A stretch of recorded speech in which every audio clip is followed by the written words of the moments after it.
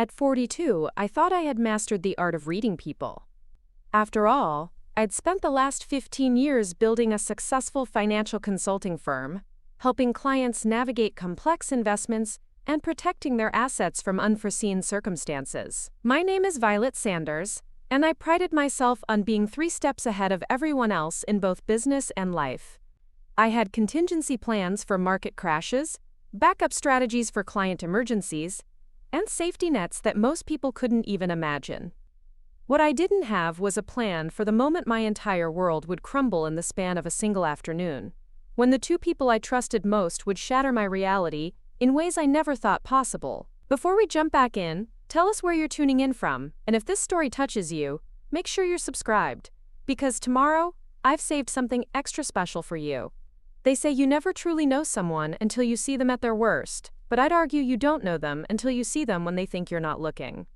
Have you ever discovered that your entire life was built on a foundation of lies? That the people you'd die for were planning your destruction behind closed doors? Drop a comment below and tell me if you've ever felt that gut-wrenching moment when everything you believed about your life turned out to be an elaborate fiction. The morning everything changed started like any other Tuesday in my perfectly curated life in Westfield, Connecticut. I woke up at 5:30, as I had every morning for the past decade, in the king-sized bed I shared with Marcus, my husband of 18 years. The Egyptian cotton sheets were still warm from where he'd been lying, though he was already in the shower, preparing for another day at his law firm.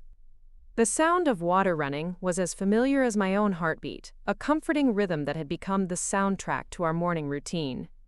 I slipped into my silk robe and padded downstairs to our gourmet kitchen, where the coffee maker had already begun its work, programmed the night before just as it had been every night for years. Everything in our home was precise, scheduled, perfected. The marble countertops gleamed in the early morning light filtering through our custom window treatments, and the scent of fresh coffee mingled with the lingering aroma of the expensive candles I'd lit the evening before. As I poured my first cup, I caught my reflection in the stainless steel surface of our professional-grade refrigerator. My auburn hair was still tousled from sleep, and there were the faint lines around my green eyes that I'd been noticing more frequently lately. 42 looked good on me, I'd always thought. The years of yoga classes and careful attention to my health had paid off, and I still felt confident in my own skin. Marcus often told me I was more beautiful now than when we'd met in college, and I'd always believed him. The house was silent except for the distant sound of Marcus moving around upstairs and the gentle hum of our high-end appliances. This was my sanctuary, our sanctuary. We'd bought this colonial-style home 8 years ago, after my business really took off, and I'd spent countless hours making it perfect. Every piece of furniture was carefully chosen, every room designed to reflect our success and our taste. The living room with its cream-colored sectional and original artwork, the dining room with its mahogany table that could seat 12, the home office where I'd built my empire. It all represented everything we'd worked for together. I walked to the front window and pulled back the curtains to check the weather. The early October air was crisp, and the maple trees in our front yard were beginning to turn brilliant shades of orange and red. It was the kind of morning that made me grateful for the life I'd built, the success I'd achieved, and the partnership I'd cultivated with Marcus.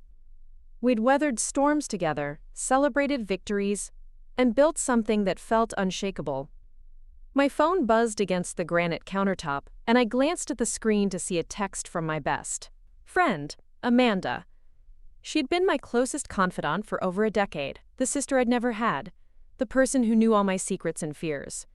Her message was simple. Coffee later? I have something important to tell you. I smiled as I typed back my response, suggesting we meet at our usual spot at 2 o'clock. Amanda had been acting a bit strange lately, more distant than usual, but I'd attributed it to stress from her recent divorce. She'd been leaning on me more heavily over the past few months, and I'd been happy to provide support during what I knew was a difficult time. Marcus came downstairs just as I was finishing my second cup of coffee, looking impeccable as always in his tailored navy suit and silk tie. His dark hair was perfectly styled, and his cologne filled the space between us as he leaned in to kiss my cheek. It was a routine gesture, one we'd performed thousands of times, but something about it felt different that morning.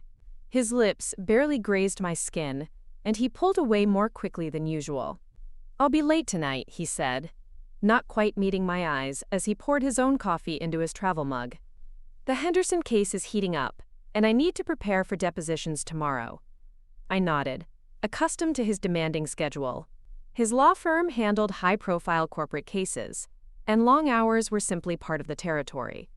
"I'll probably work late too," I replied, mentally reviewing my afternoon schedule. "I have 3 client meetings and then coffee with Amanda." He paused for just a moment, his hand tightening slightly around his mug. "How is Amanda doing?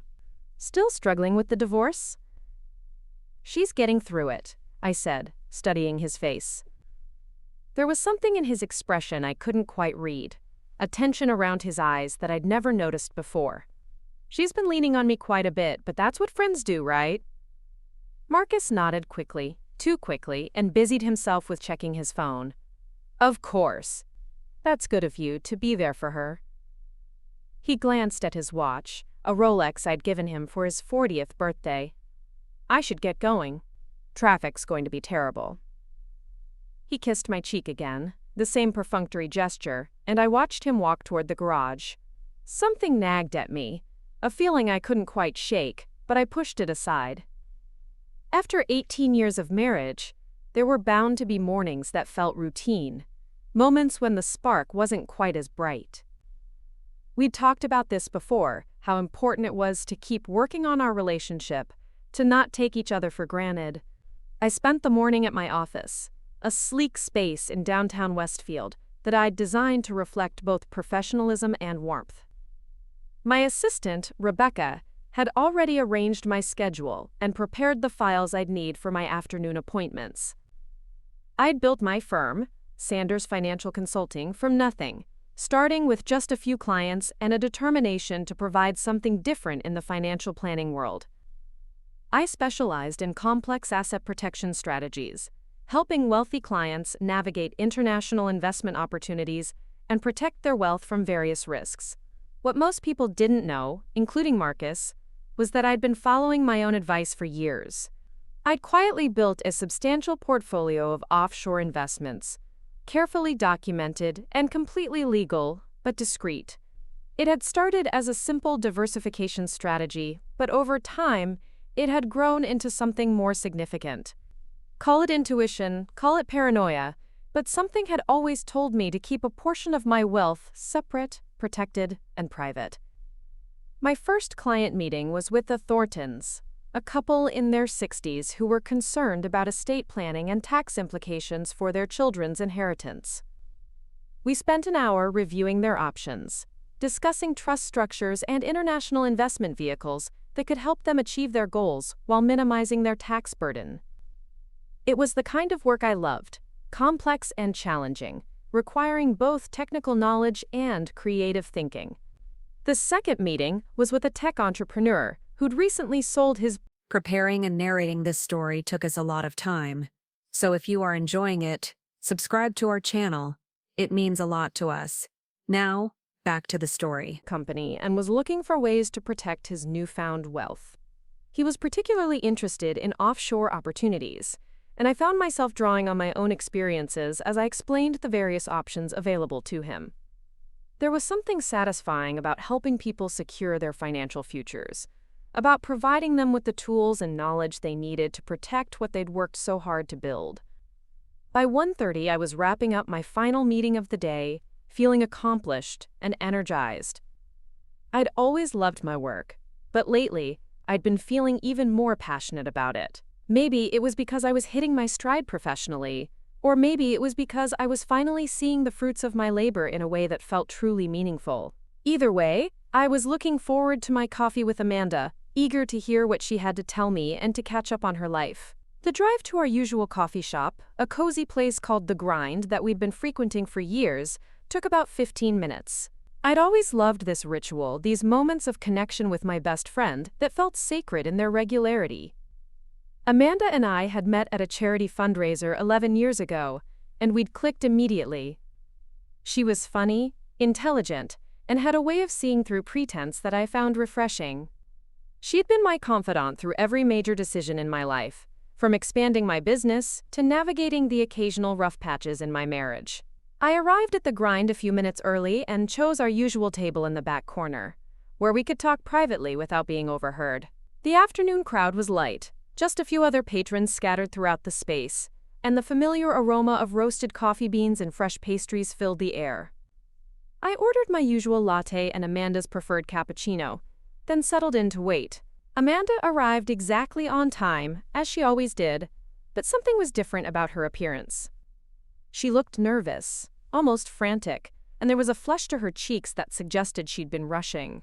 Her usually perfectly styled blonde hair was slightly disheveled, and she kept glancing around the coffee shop as if she was looking for someone or worried about being seen. "Violet," she said, sliding into the chair across from me. Her voice was strained and she couldn't quite meet my eyes. "Thank you for meeting me on such short notice." I studied her face, noting the tension in her jaw and the way she kept fidgeting with her hands.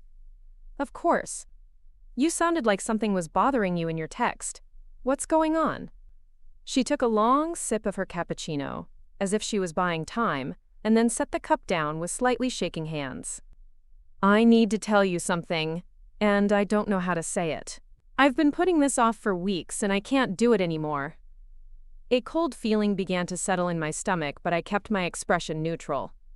"Whatever it is, you can tell me. We're friends, Amanda. We've been through everything together." She laughed, but it was a bitter sound, completely unlike her usual bright laughter. "That's just it, Violet. We haven't been through everything together. I've been keeping something from you, something huge, and I can't live with it anymore." I leaned forward, my heart beginning to race. "What do you mean?" Amanda finally looked directly at me, and I saw tears beginning to form in her eyes. "I've been having an affair," she whispered, "for the past 8 months. And it's not just anyone, Violet. It's Marcus." The words hit me like a physical blow, and for a moment, I couldn't breathe. The coffee shop around us seemed to fade away, the sounds of other conversations, and the espresso machine becoming distant and muffled. I stared at Amanda, searching her face for any sign that this was some kind of cruel joke, but all I saw was guilt and pain. "What did you say?" I managed to whisper, my voice barely audible. "I'm so sorry, Violet. I never meant for it to happen. It started after my divorce was finalized, and I was so lonely and confused. Marcus was there for me, and one thing led to another. I tried to stop it, I really did, but I couldn't. And now," she paused, her voice breaking, "now he's leaving you. He's leaving you for me." The world tilted on its axis, and I felt like I was falling through space. Everything I'd believed about my life, my marriage, my best friend, crumbled in an instant. The morning routine I'd shared with Marcus, the casual way he'd mentioned Amanda, the distance I'd been sensing between us, it all made horrible sense now. "How long have you known?" I asked, my voice sounding strange and distant even to my own ears. "Known what?" "That he was going to leave me." Amanda's face crumpled. "He told me last week. He said he was going to talk to you, that he couldn't live a lie anymore. But then he kept putting it off, and I couldn't stand it. I couldn't stand knowing what was coming and not being able to warn you." I sat back in my chair, my mind reeling. "So you decided to tell me yourself? I thought it would be better coming from me. I thought maybe if I explained how it happened, you'd understand that we never meant to hurt you." A strange calm began to settle over me, the kind of clarity that comes in moments of extreme crisis. "You never meant to hurt me," I repeated slowly. "You had an affair with my husband for 8 months, and you never meant to hurt me. Violet, please. I know how this sounds, but you have to believe me. I never wanted this to happen. I was so broken after my divorce, and Marcus was so kind and understanding. He listened to me. He made me feel like I wasn't alone." I studied her face, this woman who had been my closest friend for over a decade, who had been in my home countless times, who had celebrated my successes and comforted me through my struggles. "Where?" I asked quietly. "What? Where did you do it? Where did you betray me?" Amanda's face went pale. "Violet, I don't think those details matter. They matter to me. My voice was steady now, controlled. I need to know where my husband and my best friend decided to destroy my life. She looked down at her hands. Sometimes at my apartment. Sometimes at hotels. Which hotels? Does it really matter? It matters to me, I repeated. The Marriott downtown, the Hilton by the highway, a few others. Her voice was barely a whisper now. I nodded slowly, filing away this information for reasons I couldn't yet articulate. And you're in love with him. It wasn't a question, but she answered anyway. Yes. I know that makes it worse, but yes. I love him, and he loves me. And he's leaving me for you. He's going to talk to you tonight. He's going to ask for a divorce. The word hung in the air between us like a death sentence. Divorce. After 18 years of marriage, after building a life together, after believing we were partners in every sense of the word, Marcus was going to come home tonight and ask for a divorce so he could be with my best friend. I stood up slowly, my legs unsteady beneath me. I need to go. Violet, wait, please. I know you're angry, but I hope someday you'll be able to forgive me. I hope someday you'll understand that love isn't something you can control.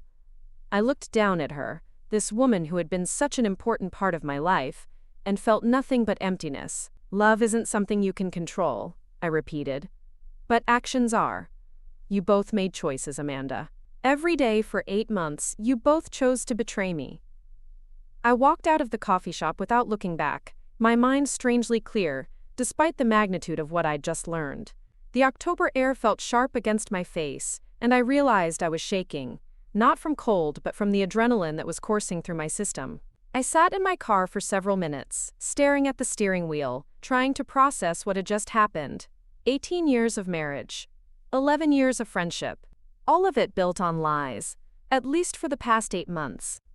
I thought about all the times Amanda had been in my home recently, all the dinners we'd shared, all the conversations we'd had about her divorce and her struggle to rebuild her life. She'd been sleeping with my husband the entire time, and I'd been offering her support and comfort. I thought about Marcus, about the way he'd been acting lately. The distance, the long hours at work, the perfunctory kisses goodbye. I'd attributed it to stress, to the natural ebbs and flows of a long marriage. I'd never imagined that he was falling in love with someone else, that he was planning to leave me for another woman. But even as the pain and shock began to set in, another part of my mind was already working, already calculating. This was what I did for a living, after all. I helped people protect their assets, prepare for the unexpected, plan for various scenarios. I'd spent my career thinking 3 steps ahead, and now I needed to apply that same strategic thinking to my own life. Marcus didn't know about the offshore accounts. He knew about my business, of course, and he knew we were comfortable financially, but he had no idea about the full extent of my wealth. I'd been careful to keep those investments separate, documented properly but discreetly. What had started as a simple diversification strategy might now prove to be my salvation. I started the car and began driving home, my mind racing through the implications of what I'd learned. Marcus was a lawyer, and he'd know how to navigate a divorce. He'd know what assets he could claim, what arguments he could make. But he didn't know about the accounts in the Cayman Islands, the investments in Switzerland, the carefully structured holdings that I'd built over the years. As I pulled into my driveway, I looked at the house I'd worked so hard to create, the home I'd thought represented everything Marcus and I had built together. Now it felt like a stage set, a beautiful facade hiding the decay beneath. But I wasn't going to let them destroy everything I'd worked for. I wasn't going to let them take away the life I'd built. I walked into the house and went straight to my home office, where I kept the files related to my personal investments. I opened the locked filing cabinet and pulled out the folder I'd labeled International Holdings, documents that Marcus had never seen and never asked about. Inside were account statements, investment summaries, and legal documents that represented millions of dollars in assets that existed completely outside of our joint financial life. I spread the papers across my desk and began to calculate. The offshore accounts totaled just over $4 million, money that Marcus had no legal claim to because it had been earned and invested separately from our joint assets. It was money that Amanda and Marcus knew nothing about, money that could give me options they couldn't imagine. But this wasn't just about money. This was about the fact that the two people I'd trusted most in the world had been systematically betraying me for 8 months. This was about the fact that they'd been planning my destruction while I'd been supporting them, caring for them, believing in them. This was about the fact that they thought they could discard me like I was nothing, like 18 years of marriage and 11 years of friendship meant nothing. I sat back in my chair and closed my eyes, letting the full weight of the situation settle over me. Tonight, Marcus would come home and ask for a divorce. He'd probably try to be gentle about it, maybe even express regret about how things had turned out. He'd talk about growing apart, about finding love with someone else, about how these things sometimes happen in long marriages. But what he wouldn't know was that I already knew. What he wouldn't know was that I'd had hours to prepare, to plan, to decide how I wanted to handle this. What he wouldn't know was that I had resources and options that could change everything. I opened my laptop and began to research divorce attorneys, looking for someone who specialized in complex asset protection and high-net-worth divorces. I needed someone who understood international law, someone who could help me navigate the complexities of my financial situation. I needed someone who would fight for me the way I'd never had to fight for myself. As I scrolled through profiles and reviews, I felt something I hadn't expected. A sense of power. For the first time since Amanda had spoken those devastating words in the coffee shop, I felt like I had some control over my situation. Marcus and Amanda thought they held all the cards, but they had no idea what I was capable of. The house felt different now, charged with the knowledge of what was coming. I walked through the rooms I'd decorated with such care, looking at the photos of Marcus and me that documented our life together. Our wedding day, vacations we'd taken, celebrations we'd shared. It all felt like evidence of a life that had been built on shifting sand. Beautiful, but ultimately unstable. I went upstairs to our bedroom and opened Marcus's closet, looking at the expensive suits and ties that represented his success, his image, his carefully constructed life. I wondered how long he'd been planning this, how long he'd been looking at me and thinking about leaving. I wondered if he'd ever loved me the way I'd loved him, or if I'd just been convenient, a stable partner who helped him build the life he wanted. But as I stood there surrounded by the remnants of our shared life, I realized that I wasn't going to be the victim in this story. I wasn't going to be the woman who was discarded and destroyed by her husband's betrayal. I was going to be the woman who fought back, who used every tool at her disposal to protect herself and her future. The phone rang, and I saw Marcus's name on the display. For a moment, I considered not answering, but then I realized this might be useful information. I needed to know his mindset, his plans, his expectations. "Hi," I said, keeping my voice normal. "Hey, how was your day?" His voice sounded strained, and I wondered if Amanda had told him about our conversation. "It was fine. How was yours?" "Long. Listen, I'm going to be even later than I thought. The Henderson case is really heating up, and I need to stay here and prepare." I almost laughed at the casualness of the lie. "That's fine. I have some work to catch up on anyway." "Good. I'll probably be home around 10 or 11. I'll see you then." I hung up and stared at the phone, marveling at how easily the lies came to him. He wasn't at work preparing for a case. He was probably with Amanda, planning how to tell me about their affair, rehearsing the words that would end our marriage. They were probably discussing their future together, the life they'd build on the wreckage of mine. But they had no idea what they were about to face. They had no idea that I was already 10 steps ahead of them, that I had resources and plans they couldn't imagine. They thought they were going to destroy me, but they were about to discover that I was much stronger than they'd ever realized. I spent the rest of the evening preparing. I contacted 3 different divorce attorneys, setting up consultations for the following day. I gathered financial documents, making copies of everything I'd need to protect my assets. I researched private investigators, knowing I'd need evidence of their affair to strengthen my position. I even looked into security companies, wondering if I'd need to change the locks on the house. By the time I heard Marcus's car in the driveway at 10:30, I was ready. I sat in the living room, appearing calm and relaxed, a glass of wine in my hand and a book in my lap. The picture of a devoted wife waiting for her husband to come home from a long day at work. Marcus walked in looking nervous and distracted, his hair slightly mussed and his tie loosened. He avoided my eyes as he set down his briefcase and removed his jacket. "How was your evening?" he asked, still not looking at me directly. "Quiet. Productive." I closed my book and set it aside. "How was the case preparation?" He flinched slightly at the question. "Challenging. Very challenging." "I'm sure it was." We stared at each other for a moment, and I could see the wheels turning in his mind. He was trying to decide how to begin, how to deliver the news that would change everything. "Violet," he said finally, sitting down across from me. "We need to talk." "Do we?" I kept my voice mild, curious. "Yes. About us. About our marriage." I nodded slowly. "What about our marriage?" "Marcus?" He took a deep breath, and I could see him gathering his courage. "I think we both know that things haven't been the same between us for a while. We've been growing apart, living separate lives." "Have we?" "Yes. And I think it might be time for us to consider other options." "Other options," I repeated. "Like what?" "Like separation. Maybe divorce." The word hung between us, and I let the silence stretch out, watching him squirm. Finally, I spoke. "Is there someone else, Marcus?" His face went pale. "What do you mean?" "I mean, is there another woman? Is that why you suddenly want a divorce after 18 years of marriage?" He couldn't meet my eyes. "It's not that simple.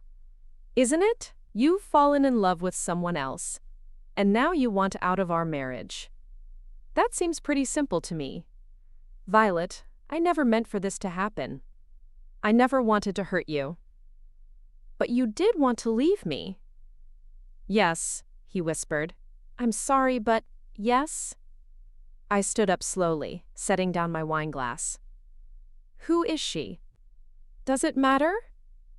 "It matters to me." He was quiet for a long moment, and then he spoke so softly I almost didn't hear him. "Amanda." I nodded, as if this was new information. "My best friend Amanda." "Yes. How long?" 8 months. 8 months, I repeated. 8 months of lying to me, of betraying me, of planning to destroy our marriage. It wasn't like that. What was it like, Marcus? What was it like to sleep with my best friend while I was building a life with you? What was it like to plan my destruction while I was supporting you, caring for you, believing in you? He looked up at me then, and I saw something in his eyes I'd never seen before. Fear. "I know you're angry," he said. "I know you hate me right now, but I hope someday you'll understand that love isn't something you can control." I smiled then, a cold smile that made him shrink back in his chair. "Love isn't something you can control, Marcus. But consequences are." And in that moment, as I looked at the man I'd spent 18 years of my life with, the man who had just destroyed everything we'd built together, I knew exactly what I was going to do. They thought they could discard me, but they had no idea what they were about to face.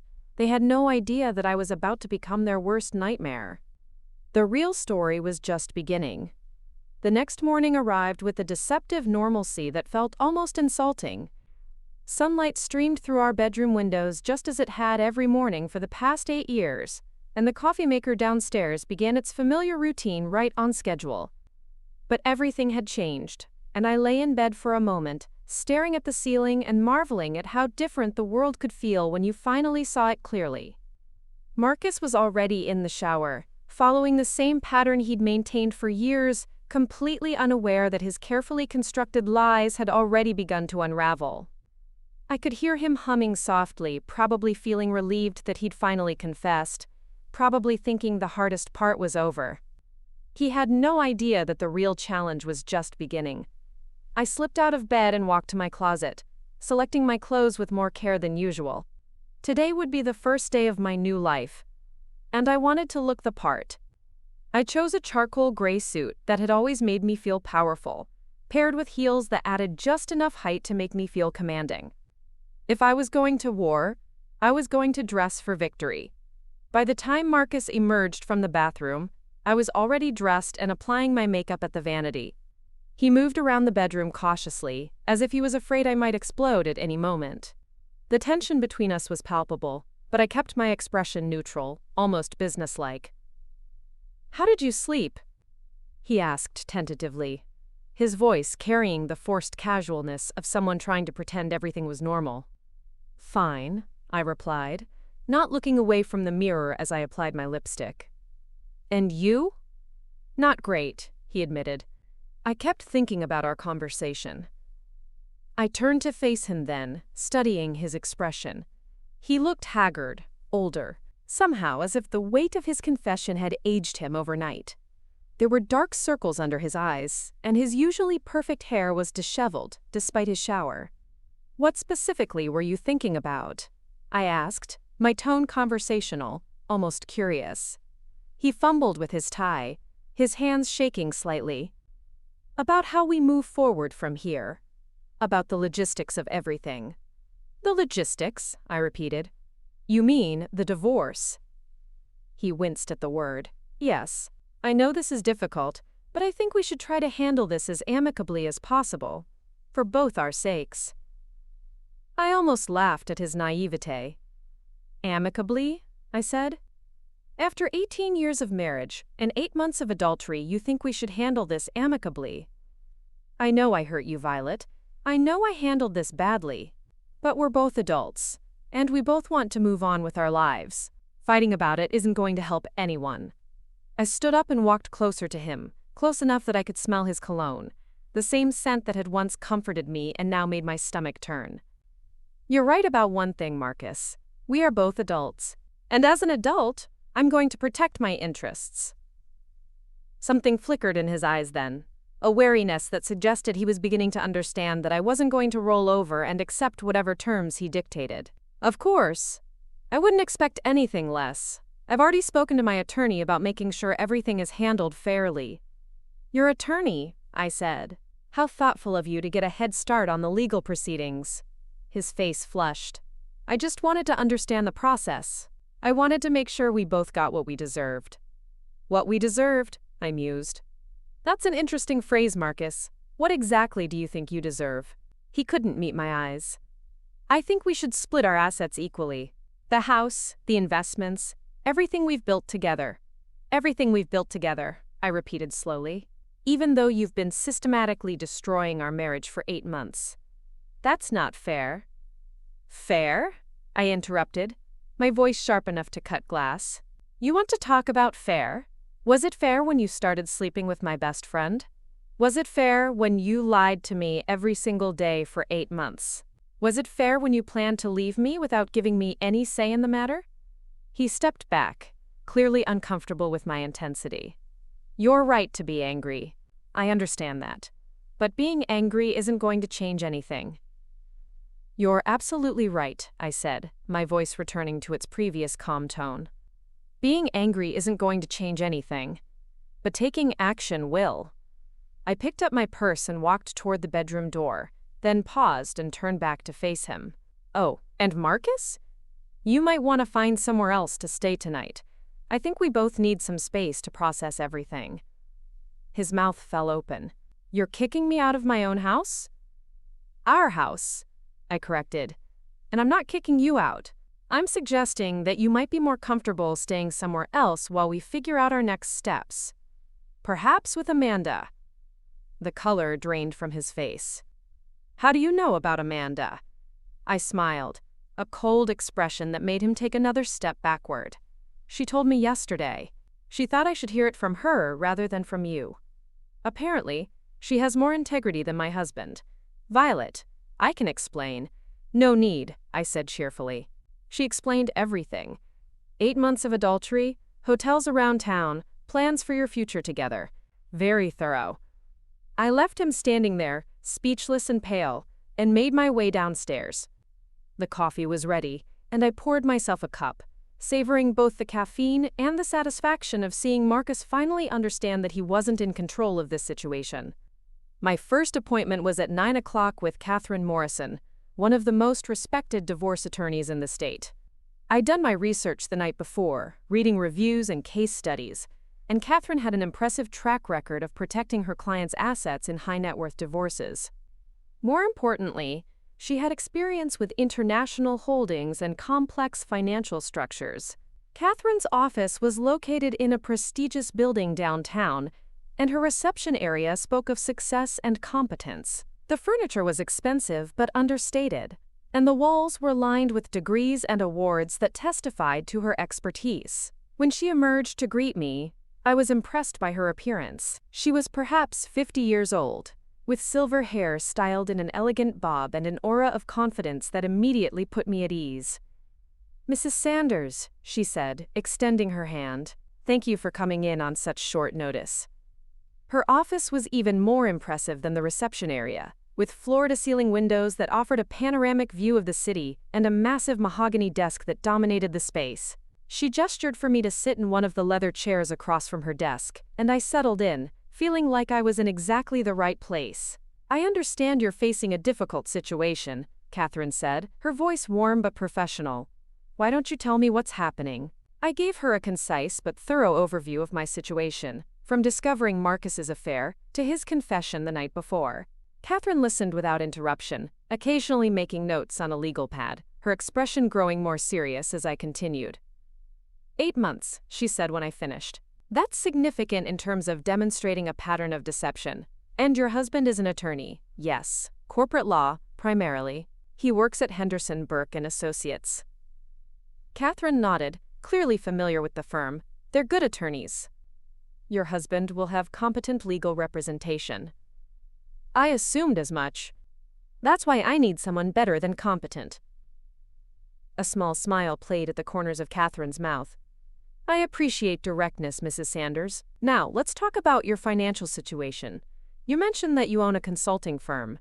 Sanders Financial Consulting. I specialize in asset protection and international investment strategies." "Annual revenue?" "Last year was just over $2 million in profit." Catherine made another note. "And your husband's income?" "He's a senior partner, so approximately $400,000 annually." "So you're the primary breadwinner?" "By a significant margin, yes." "That's important. Now let's discuss your assets. You mentioned that you have some international holdings."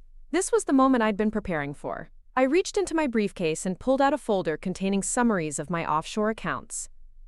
"I have approximately $4 million in various international investments. These accounts were established and funded entirely through my business earnings, completely separate from our joint assets." Catherine's eyebrows rose slightly as she reviewed the documents. "Your husband is unaware of these holdings?" "Completely. They were established as part of my personal asset protection strategy, all perfectly legal and properly documented." "This changes everything," Catherine said, leaning back in her chair. "These assets would be considered separate property in most jurisdictions, particularly given that they were acquired through your individual earnings and maintained separately from your marital assets." "That's what I was hoping you'd say." "However," Catherine continued, "your husband's attorney will likely argue for a portion of these assets, particularly if they can demonstrate that any marital funds were used to establish or maintain the accounts." "They weren't. I have complete documentation showing that every dollar came from my business profits, money that I earned independently." Catherine smiled, and it was a predatory expression that made me feel confident in my choice of representation. "Mrs. Sanders, I think we're going to work very well together. Now let's discuss strategy." We spent the next hour planning my approach to the divorce proceedings. Catherine explained the process, the timeline, and the various tactics that Marcus's attorney might employ. She was thorough and strategic, clearly someone who thought several moves ahead, and I found myself impressed by her analytical approach. "The key," Catherine explained, "is to control the narrative from the beginning. Your husband has committed adultery, which gives us significant leverage, particularly in a state that still considers fault in divorce proceedings. We need to document everything, gather evidence, and present a clear picture of his betrayal." "What kind of evidence do we need?" "Proof of the affair, financial records showing any money he may have spent on his mistress, communication records if possible. The more comprehensive our evidence, the stronger our position." I made mental notes as she spoke, already planning my next steps. "What about the house?" Given that you were the primary financial contributor to the purchase and maintenance of the property, and given your husband's infidelity, we have a strong argument for you to retain the house. However, you may need to buy out his interest in the property. That won't be a problem." Catherine studied me for a moment. "Mrs. Sanders, may I ask why you established these offshore accounts? Most people don't take such comprehensive asset protection measures without a specific reason." I considered her question carefully. Intuition, I suppose. I've spent my career helping other people protect their wealth from various risks, and I decided to follow my own advice. I believe in being prepared for unexpected circumstances. Well, your preparation is about to pay off significantly. We concluded the meeting with Catherine agreeing to represent me and a plan for the immediate next steps. She would file the initial paperwork, begin the discovery process, and start gathering evidence of Marcus's affair. I left her office feeling more confident than I had since Amanda's revelation the day before. My next stop was the office of a private investigator named David Chen, who came highly recommended for his discretion and thoroughness. David's office was less ostentatious than Catherine's, located in a modest building across town, but his reputation spoke for itself. David was younger than I'd expected, perhaps 40 years old, with an unassuming appearance that probably served him well in his line of work. He listened patiently as I explained my situation, asking pointed questions about timeline, locations, and the specific information I needed. 8 months is a long time, he said when I finished. There should be plenty of evidence if we know where to look. Hotel records, credit card statements, phone logs, photographs. The challenge is gathering it quickly before they become aware that you know about the affair. How quickly can you work? I can start today. Within a week, I should have a comprehensive picture of their relationship. However, I should warn you that some of what I find might be difficult to see. I met his gaze directly. I need to know everything. I need to understand the full scope of their betrayal. David nodded. I understand. I'll be thorough. We discussed his fees, his methods, and the timeline for his investigation. Like Catherine, David inspired confidence with his professionalism and attention to detail. I left his office knowing that within days, I'd have a complete picture of exactly how Marcus and Amanda had been conducting their affair. My final appointment of the day was with my accountant, Robert Kim, who had been managing my business finances for the past 5 years. Robert was meticulous and conservative, exactly the kind of person I needed to help me navigate the financial implications of my divorce. "Violet," Robert said as I entered his office, "this is unexpected. I hope everything is all right." "I'm getting divorced, Robert. I need to understand my financial position and make sure all my assets are properly protected." Robert's expression grew serious. "I'm sorry to hear that. How can I help?" We spent an hour reviewing my financial situation in detail. Robert confirmed what I already knew. My offshore accounts were completely separate from my marital assets and properly documented. He also helped me understand the tax implications of various scenarios and strategies for protecting my business during the divorce proceedings. "The good news," Robert said, "is that your financial position is very strong. The offshore accounts are clearly separate property, and your business is structured in a way that protects it from personal liabilities. Your husband would have a difficult time claiming any significant portion of your individual assets. What about the joint assets? The house, your joint investment accounts, his retirement funds, those would typically be split equitably. But given the circumstances of the divorce and your respective incomes, you're in a very favorable position." Robert also helped me identify strategies for minimizing my tax liability and protecting my business assets during the proceedings. By the time I left his office, I had a comprehensive understanding of my financial position and confidence that my wealth was secure. As I drove home that evening, I reflected on the day's accomplishments. In less than 12 hours, I'd assembled a team of professionals who would help me navigate the divorce, protect my assets, and document Marcus's betrayal.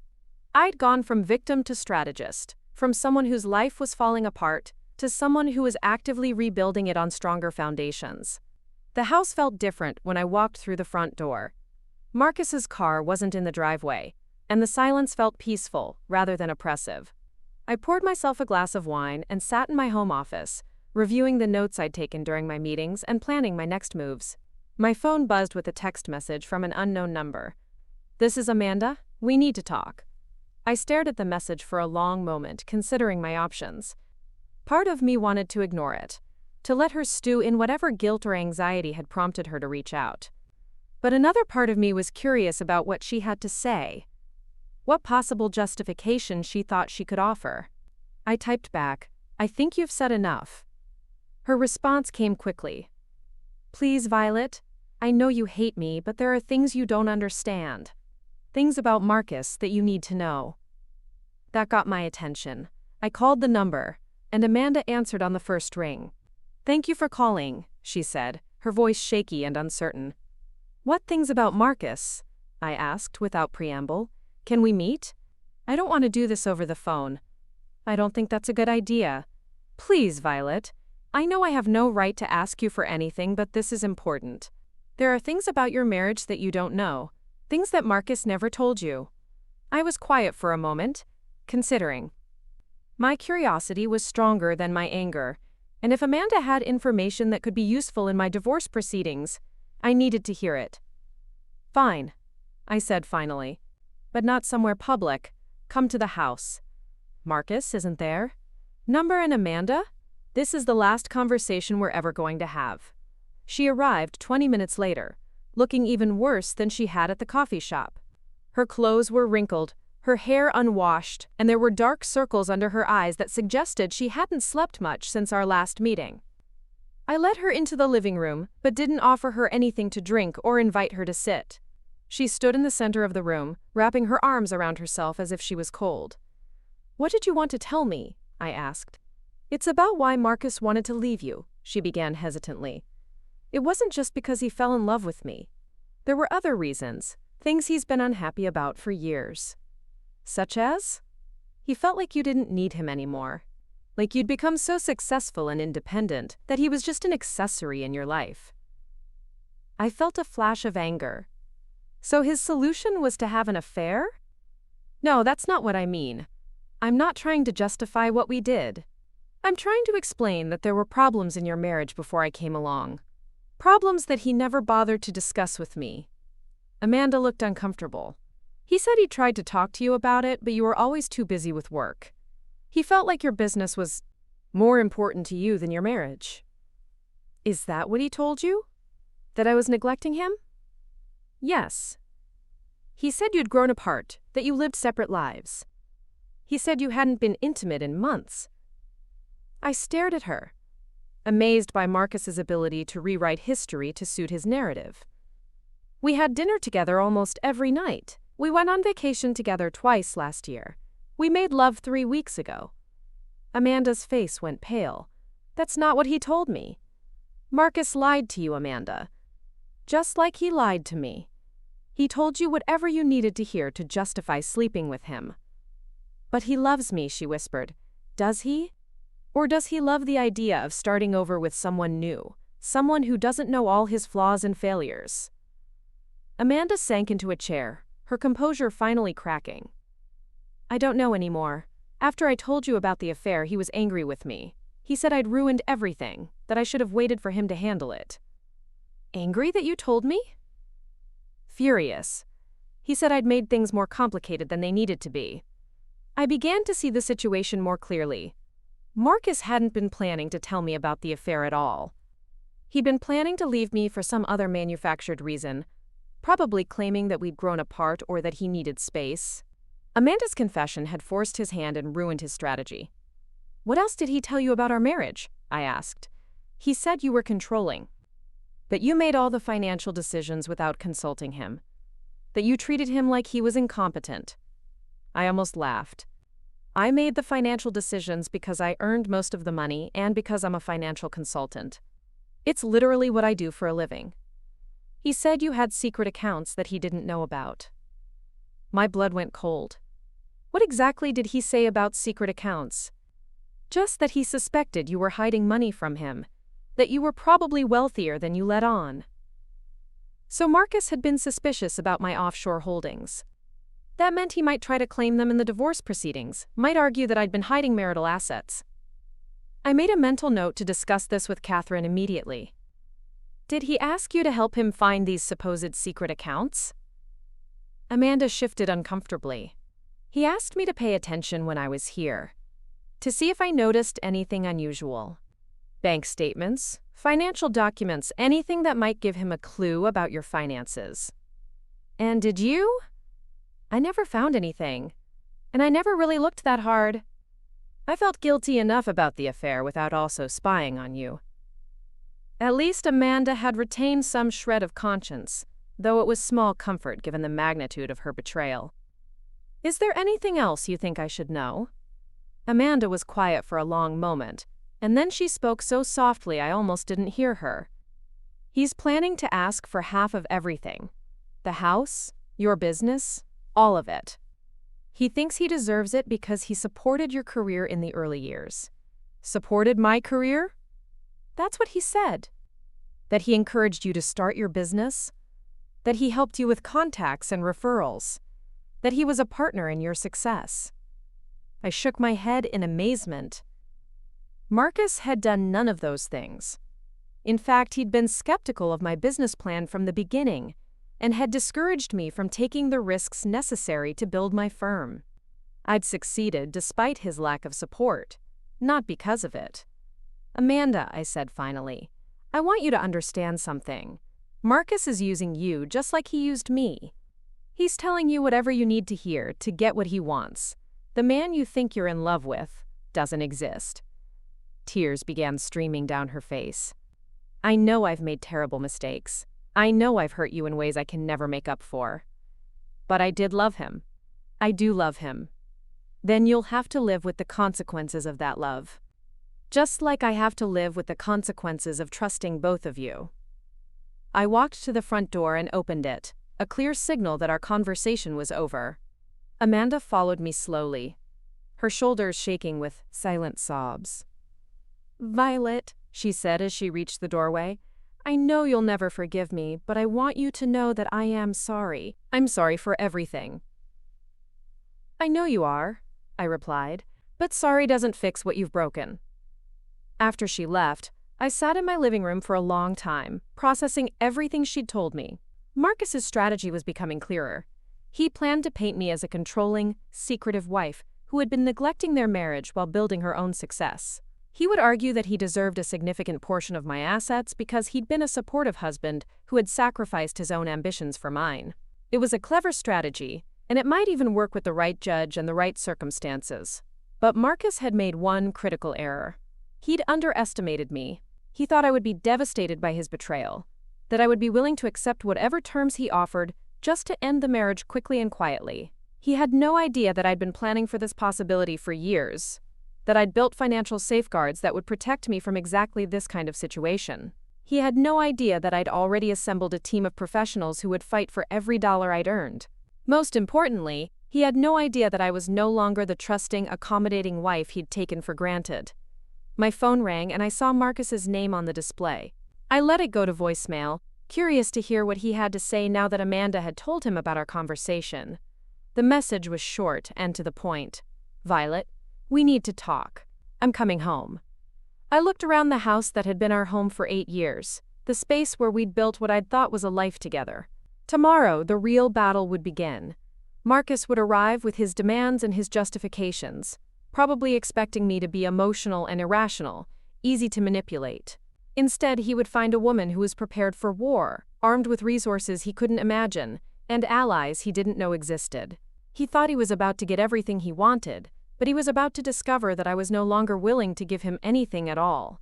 I poured myself another glass of wine and settled in to wait. The next phase of my life was about to begin, and I intended to start it on my own terms. Marcus arrived home just after 9 o'clock, his key turning in the lock with the familiar sound that had once meant comfort and now felt like an invasion. I remained seated in the living room, my wine glass empty on the table beside me, watching as he entered our home with the cautious movements of someone entering enemy territory. He looked terrible. His expensive suit was wrinkled, his tie hung loose around his neck, and there was a desperate quality to his eyes that I'd never seen before.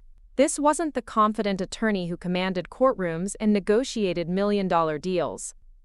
This was a man who was beginning to realize that his carefully constructed plan was falling apart. "We need to talk," he said, setting down his briefcase with more force than necessary. "Do we?" I kept my voice calm, almost bored. I thought Amanda covered everything quite thoroughly. His jaw tightened.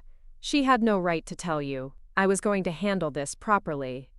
"Properly," I repeated, letting the word hang in the air between us. "You mean you were going to lie to me about the reasons for wanting a divorce?" I wasn't going to lie. I was going to explain that we'd grown apart, that we wanted different things, while conveniently leaving out the part about sleeping with my best friend for 8 months. Marcus ran his hands through his hair, a gesture I'd seen him make thousands of times when he was stressed or frustrated. "It's more complicated than that, Violet. There were problems in our marriage long before Amanda and I got involved." "Such as?" "You know what they were. We've been living like roommates for years.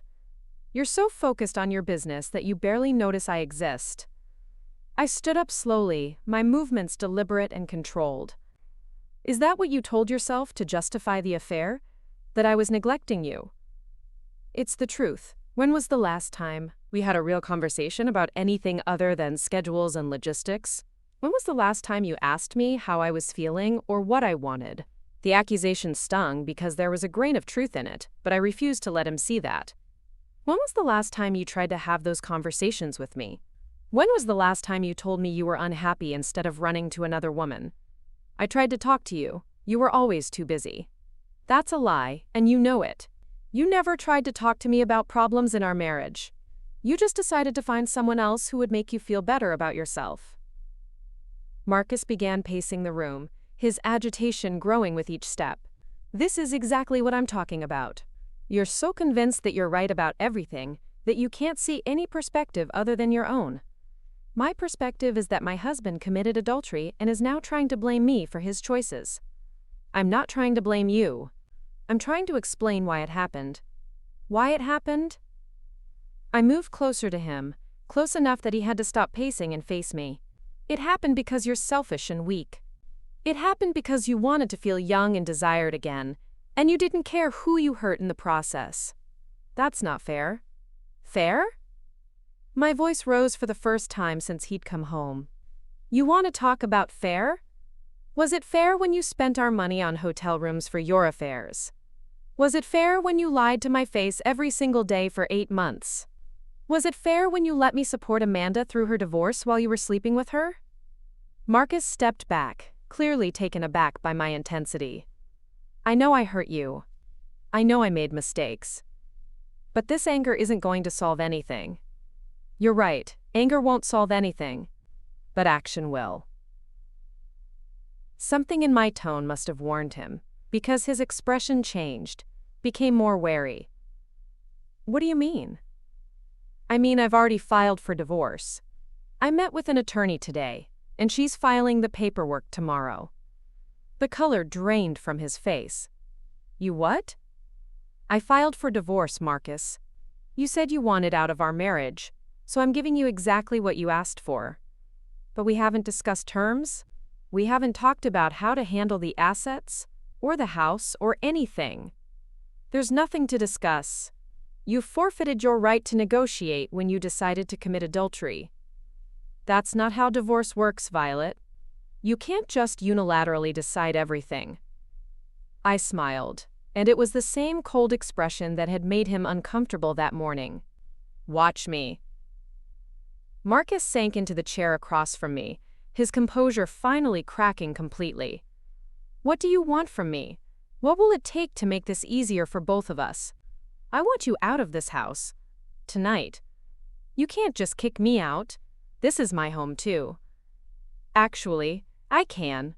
The house is primarily in my name because I provided the majority of the down payment and monthly payments. My attorney has already filed for exclusive use and possession of the marital residence." "On what grounds?" "Adultery, emotional distress. The fact that you've been systematically destroying our marriage while planning to leave me for another woman." Marcus was quiet for a long moment, and I could see him trying to process the implications of what I was telling him. He was a lawyer. He understood the legal system well enough to know that I wasn't bluffing. "What about our other assets?" he asked finally. What about them? The investment accounts, the retirement funds, my share of your business. We built all of that together. Actually, we didn't. I built my business, Marcus. You barely supported it, and certainly never contributed to it in any meaningful way. I encouraged you. I gave you contacts. I helped you get your first clients. You did none of those things. In fact, you told me that starting my own firm was too risky and that I should stay at my corporate job. That's not how I remember it. Your memory seems to be conveniently selective about a lot of things. Marcus stood up again, his lawyer instincts finally kicking in. Look, I understand you're angry, but we both know that Connecticut is an equitable distribution state. I'm entitled to a fair share of the marital assets regardless of who earned them. You're absolutely right. You are entitled to a fair share of the marital assets. The key word being marital. What do you mean? I mean that not all of my assets are marital property, Marcus. Some of them are separate property that you have no legal claim to. I watched his face carefully as the implications of my words sank in. He was smart enough to understand that I was telling him something significant, but not smart enough to guess exactly what. What's separate property? He asked. Assets that I acquired and maintained separately from our marriage. Investments that were made with my individual earnings and kept in accounts that you know nothing about. Marcus went very still. You've been hiding money from me. I haven't been hiding anything. I've been protecting my assets, which is exactly what I advise my clients to do. Everything was done legally and with proper documentation. How much money are we talking about? Enough to ensure that I'll be very comfortable after our divorce, regardless of what happens to our joint assets. This is fraud, Violet. You can't hide marital assets and claim they're separate property. I'm not hiding anything, and it's not fraud. These are legitimate investments made with money I earned through my business, properly documented and completely legal. Marcus began pacing again, his mind clearly racing through the legal implications. My attorney will challenge this. If you acquired these assets during our marriage, they're marital property regardless of whose name they're in. Your attorney is welcome to try, but he'll need to prove that marital funds were used to acquire or maintain these assets, and he'll need to demonstrate that you contributed to their acquisition in some way. I contributed by supporting your career, by being a supportive husband while you built your business. Prove it. Show me one specific way that you supported my career or contributed to my business success. Marcus opened his mouth to respond, then closed it again. We both knew that he couldn't provide that proof because it didn't exist. This is why you wanted me to move out, he said suddenly. You're trying to establish abandonment so you can claim the house and everything else. I'm not trying to establish anything. You're the one who wanted a divorce, remember? You're the one who wanted to end our marriage. I'm simply protecting my interests while you pursue your new life with Amanda. Speaking of Amanda, Marcus said, his voice taking on a harder edge. She told me about your conversation today. She said you were cruel to her. I was honest with her. There's a difference. She's been through a difficult time with her divorce. She was vulnerable and confused. She was vulnerable and confused, so she decided to sleep with my husband? That's your defense? I'm not defending what we did. I'm trying to explain that it wasn't malicious. We didn't set out to hurt you. But you did hurt me. Repeatedly. For 8 months. Marcus sat down again, his shoulders sagging with defeat. What do you want from me, Violet? You've already filed for divorce, you're kicking me out of the house, and apparently you've got enough hidden money to ensure that I get nothing. What else can you possibly want? I want you to understand that actions have consequences. I want you to realize that you can't just discard people when they're no longer convenient for you. I never discarded you. I fell in love with someone else. You fell in love with someone else while you were married to me. You made a choice to betray our marriage vows, to lie to me every day, and to plan a future that didn't include me. That's not love, Marcus. That's selfishness. And what you're doing now isn't selfish? What I'm doing now is protecting myself from further harm. There's a difference between being selfish and refusing to be a victim. Marcus was quiet for several minutes, staring at his hands. When he finally spoke, his voice was barely audible. I did love you, Violet. I still do, in a way. No, you don't. You love the idea of me, the convenience of our life together, the financial security I provided. But you don't love me, because if you did, you never would have been able to do what you did. Maybe you're right. Maybe I don't know what love is anymore. Maybe you don't. But I'm done trying to teach you. I walked to the front closet and pulled out a suitcase, one we'd used for our vacations together, trips that now felt like elaborate performances where we'd both been playing roles. I set it down in front of him. Pack what you need for tonight. You can come back for the rest of your things when I'm not here. Marcus stared at the suitcase as if it was a foreign object. Where am I supposed to go? That's not my problem anymore. You're a successful attorney with friends and colleagues. I'm sure you'll figure it out. What about Amanda? What about her? Are you going to... is she part of your plans for revenge? I considered his question carefully. Amanda destroyed our friendship when she decided to sleep with you. She's already facing the consequences of that choice. I don't need to do anything more to her. And me? What consequences am I facing? You'll find out. Marcus packed quickly and quietly, throwing clothes and toiletries into the suitcase with none of his usual care and precision. I watched him move through our bedroom, gathering the remnants of the life we'd shared, and felt nothing but emptiness where love used to be. When he was finished, he stood in the doorway of our bedroom, looking lost and uncertain. I know you don't believe me, but I am sorry, Violet. I'm sorry for hurting you, and I'm sorry for the way I handled everything. I believe that you're sorry, I'm just not sure what you're sorry for. Are you sorry for having the affair, or are you sorry that you got caught? Both, I think. At least you're honest about that. He walked toward the front door, then stopped and turned back to me. Will you ever be able to forgive me? I don't know. Right now, I'm not even thinking about forgiveness. I'm thinking about survival. This doesn't have to be a war, Violet. We can handle this civilly. You started the war when you betrayed our marriage. I'm just finishing it. After Marcus left, the house felt different. Not sad or empty, but peaceful in a way it hadn't been in months. I walked through the rooms, seeing them with new eyes, imagining how I might redecorate them to reflect my new life as a single woman. My phone rang, and I saw Catherine Morrison's name on the display. It was late for a business call, but I'd given her permission to contact me anytime if there were urgent developments. Violet, Catherine said when I answered, I hope I'm not calling too late. I wanted to update you on some developments. What kind of developments? Your husband's attorney contacted my office this afternoon. Apparently, Marcus retained Thomas Henderson from Henderson, Burke & Associates. His own firm? Yes, which creates some interesting dynamics. Henderson is good, but representing a partner in the firm puts him in an awkward position ethically. How so? There could be conflicts of interest, particularly if any firm assets or resources were used to facilitate your husband's affair. Also, Henderson will be reluctant to engage in overly aggressive tactics against you, because it could damage his professional relationship with your husband after the divorce is finalized. That's good news for us. It is. But there's more.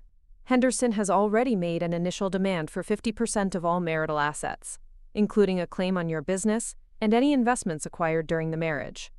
I expected as much. He's also requesting spousal support, claiming that your husband sacrificed his own career advancement to support your business development. I almost laughed. That's completely false. I know, and we'll be able to prove it, but it tells us something about their strategy. They're going to try to paint your husband as the supportive spouse who enabled your success and deserves to be compensated for that support. What's our response? We're going to bury them in evidence. I've already requested financial records going back 10 years, communication records, and documentation of any marital funds used for non-marital purposes.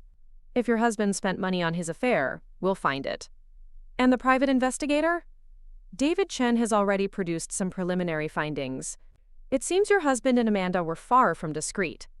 There are hotel records, restaurant charges, even some photographic evidence. We'll have more than enough to prove the affair and its duration. What about my offshore accounts? That's where things get interesting. Henderson has specifically requested disclosure of all financial accounts, including any international holdings. He clearly suspects you have assets that haven't been disclosed. But they're separate property. Yes, but we'll need to prove that conclusively. The fact that you acquired them during the marriage creates a presumption that they're marital property. We'll need to document the source of every dollar and demonstrate that no marital funds were used. I have complete documentation. Good. We'll also need to prove that your husband didn't contribute to your business success in any meaningful way, which should be relatively easy given that he's never been involved in your firm. Catherine and I talked for another 20 minutes about strategy and timeline. The initial filing would be completed within days, and the discovery process would begin immediately. She estimated that we could have a settlement within 6 months if Marcus was reasonable, or within a year if he decided to fight. One more thing, Catherine said before we hung up. Henderson asked about the possibility of mediation. He's clearly hoping to avoid a protracted court battle. What did you tell him? That we'd consider it, but only if his client is prepared to be reasonable. I suspect they're going to try to pressure you into a quick settlement before all the evidence comes to light. They'll be disappointed. I'm sure they will. Sleep well, Violet. Tomorrow we start fighting back. After Catherine hung up, I poured myself a final glass of wine and sat in my home office, reviewing the financial documents that would be crucial to my case. Every account statement, every investment record, every business transaction that proved my offshore holdings were separate property acquired through my individual efforts. As I worked, I reflected on the conversation with Marcus and how different he'd seemed. The confident, charming man I'd married had been replaced by someone desperate and defensive. Someone who was finally realizing that his actions had consequences he hadn't anticipated. But it was too late for regrets now. He'd made his choice when he decided to betray our marriage, and I'd made mine when I decided to fight back. He thought he could discard me like an outdated piece of furniture, but he was about to learn that I wasn't going down without a fight. My phone buzzed with a text message from an unknown number. "This is David Chen. Can you meet tomorrow morning? I have information you need to see." I replied immediately. "What time?" 9 a.m., my office. And Violet? Bring tissues. Some of this is going to be hard to see. I stared at the message for a long moment, steeling myself for whatever evidence David had uncovered. Part of me didn't want to know the details of Marcus and Amanda's affair, didn't want to see proof of their intimacy and deception. But another part of me knew that I needed to understand the full scope of their betrayal in order to move forward. The next morning arrived gray and overcast, matching my mood as I drove to David's office. I dressed carefully again, choosing a navy blue suit that made me feel professional and composed. Whatever David was going to show me, I needed to be strong enough to handle it. David's office was exactly as I remembered it, modest but efficient. He greeted me with a somber expression and gestured for me to sit at a small conference table where he'd arranged several manila folders. "Before we begin," David said, "I want you to know that I've been as thorough as possible while also being respectful of your privacy. Everything I'm about to show you is relevant to your legal case. I understand. Show me." David opened the first folder, revealing a series of credit card statements highlighted in yellow. "These are charges from your husband's personal credit card over the past 8 months. As you can see, there's a clear pattern of hotel visits, restaurant dinners, and gift purchases that correspond with his affair." I studied the statements, seeing our life together documented in financial transactions. The Marriott downtown, where Marcus had taken Amanda at least a dozen times. The expensive restaurants where they'd shared intimate dinners. The jewelry store where he'd apparently bought her gifts with money from our joint account. "How much money are we talking about?" I asked. "Approximately $15,000 in charges directly related to the affair. All of it came from accounts that are funded by your joint assets." I made notes as David spoke, my anger growing with each transaction. Marcus had been using our money to finance his betrayal, spending what we'd earned together on the woman who was helping him destroy our marriage. David opened the second folder, revealing a series of photographs taken with a telephoto lens. Marcus and Amanda entering hotels together, sharing intimate dinners, walking hand in hand through downtown areas. The photos were time-stamped and dated, creating an undeniable record of their affair. These were taken over the past 2 weeks, David explained. Your husband and Amanda have been meeting regularly, usually 2 or 3 times per week. The photos were painful to see, but not as devastating as I'd expected. The man in the pictures looked like Marcus, but he also looked like a stranger. I'd never seen him look at me the way he was looking at Amanda in these photos, with an intensity and adoration that felt foreign. There's more, David said, opening the 3rd folder. These are copies of text messages and emails that I was able to recover from your husband's phone records. The messages were the hardest part to read. Intimate conversations between Marcus and Amanda, declarations of love, discussions of their future together. And most painfully, conversations about me. They'd discussed my work schedule, my travel plans, the best times to meet, without being caught. They'd analyzed my personality, my habits, my weaknesses, as if I was an obstacle to be managed rather than a person they were hurting. One exchange particularly stood out. Marcus: she's working late again tonight. Sometimes I think she loves that business more than she ever loved me. Amanda: maybe this is just the excuse you needed to finally be happy. Marcus: I've never felt about anyone the way I feel about you. When this is all over, we can finally be together. Amanda: I can't wait. I love you so much. Marcus: I love you too, more than I ever thought possible. I closed the folder and sat back in my chair, trying to process what I'd just read. These weren't the words of a man who'd made a mistake or fallen into temptation. These were the words of someone who had consciously chosen to end his marriage in favor of a new relationship. Is there anything else? I asked. One more thing. David opened a final folder, revealing bank records and financial statements. It appears your husband has been moving money out of your joint accounts and into a separate account that Amanda has access to. How much money?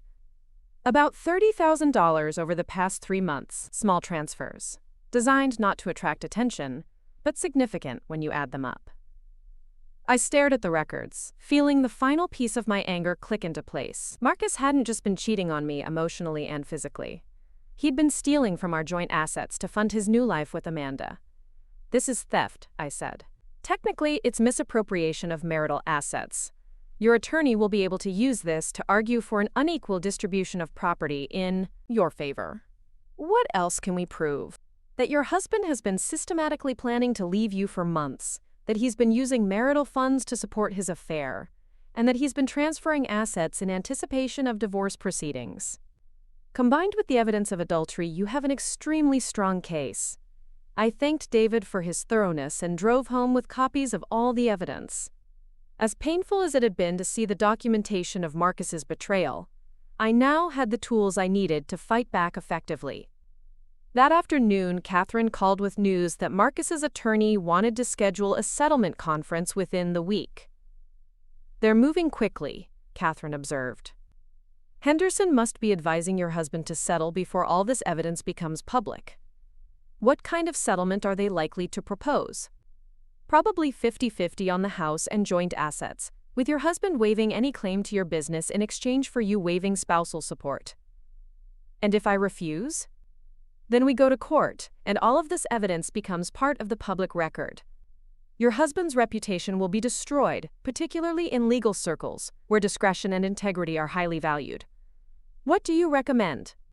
That depends on what you want to achieve. If you want to maximize your financial outcome, we should go to court. If you want to end this quickly and move on with your life, we should consider their settlement offer. I thought about Catherine's question as I walked through my empty house that evening. What did I want to achieve? I wanted Marcus to understand that his actions had consequences. I wanted him to realize that he couldn't just discard people when they became inconvenient. I wanted him to pay for what he'd done, both financially and professionally. But I also wanted to reclaim my life, to stop defining myself in relation to his betrayal, and start building something new. The question was whether those goals were mutually exclusive. My phone rang, interrupting my thoughts. It was Amanda. Please don't hang up, she said before I could speak. I need to tell you something important. What? Marcus is planning to claim that your offshore accounts are marital property. He's been trying to get me to help him find evidence that you used joint funds to establish them. Did you help him? Number. But he's hired a forensic accountant to try to trace the source of your investments. He thinks if he can prove that even $1 of marital money was used, he can claim the entire amount. I felt a chill run down my spine.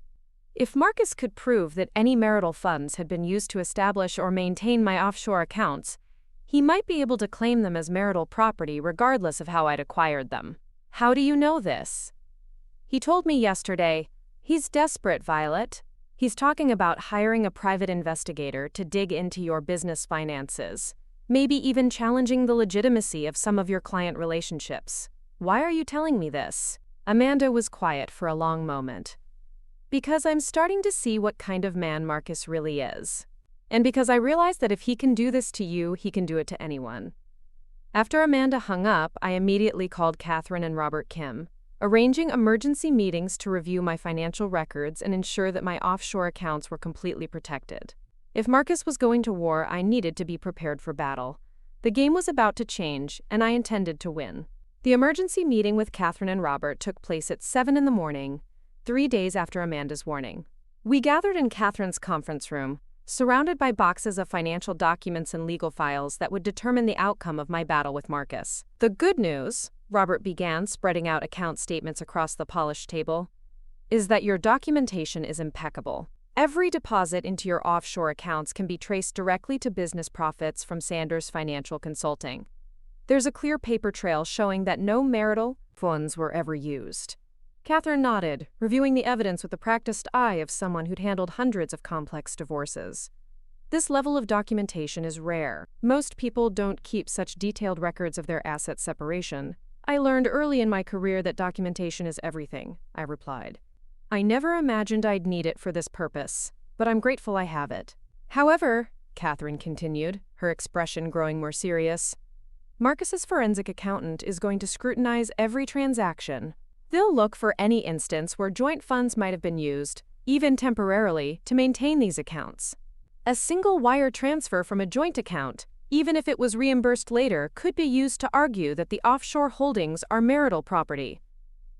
I felt my stomach tighten. What are the chances they'll find something? Robert shook his head confidently. Minimal. I've reviewed every transaction personally. Your business account was the sole source of funding for these investments. The closest they'll come is finding that you occasionally transferred money between your business account and your personal account, but that's normal business practice. What about the timing? Catherine asked. When were these accounts established? The first one was opened 6 years ago, the second 4 years ago, and the largest 3 years ago. All during periods when my business was experiencing significant growth. That's actually helpful, Catherine observed. The timing shows that these weren't established in anticipation of divorce, but as part of a legitimate asset protection strategy developed over many years. We spent the next 2 hours reviewing every document, every transaction, every piece of evidence that would support my claim that the offshore accounts were separate property. By the time we finished, I felt confident that Marcus's attempts to claim them would fail. There's one more thing, Catherine said as we prepared to conclude the meeting. Henderson called yesterday afternoon. They want to schedule a settlement conference for next week. What's their new position? They're backing down from their claim on your business, but they're still demanding 50% of all other assets, including a portion of your offshore holdings. They're also threatening to make the affair evidence public if we don't agree to mediation. I almost laughed at the irony. They're threatening to make public the evidence that proves Marcus committed adultery? It's a bluff. They know that publicizing the affair would hurt Marcus more than it would hurt you. His reputation in the legal community would be destroyed. So what do they really want? A quick, quiet settlement that allows Marcus to walk away with enough money to start over with Amanda. They're hoping you'll pay them to go away. I considered this for a moment. The easy path would be to give Marcus enough money to disappear from my life forever.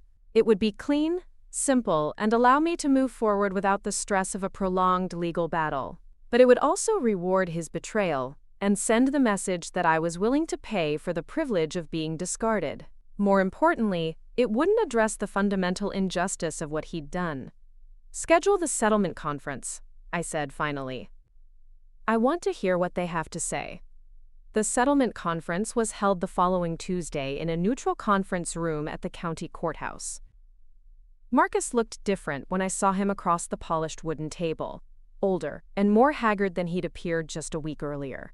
He was wearing one of his best suits, but it hung on him differently, as if he'd lost weight or confidence. Beside him sat Thomas Henderson, a man I'd met at several firm social events over the years. Henderson was in his 60s, with silver hair and the kind of authoritative presence that served him well in court.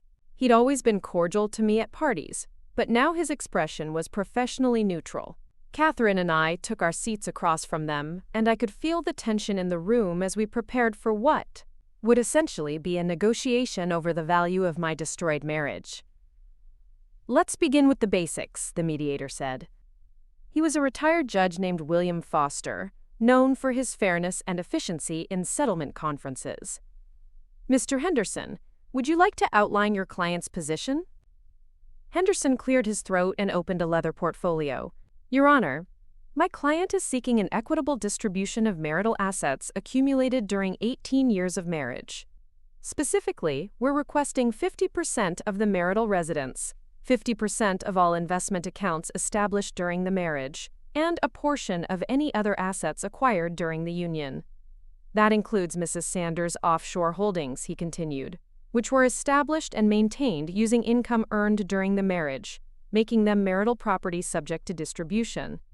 Catherine responded smoothly. "Your Honor, Mrs. Sanders is prepared to divide legitimate marital assets equitably.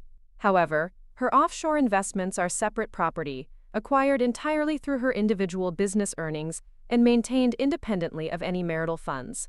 Furthermore," Catherine continued, "Mr. Sanders' claim to an equal distribution is undermined by his systematic violation of his marriage vows through an 8-month adulterous affair, during which he misappropriated marital funds to finance his relationship with another woman."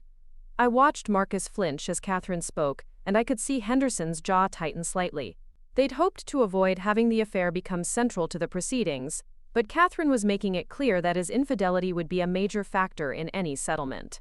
"Mr. Henderson," Judge Foster said, "do you have evidence to support your claim that Mrs. Sanders' offshore accounts contain marital property?" Henderson shifted uncomfortably.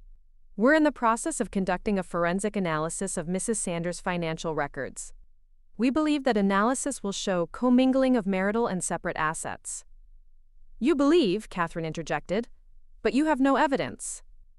"Meanwhile, we have complete documentation showing that every dollar in those accounts came from Mrs. Sanders' business profits."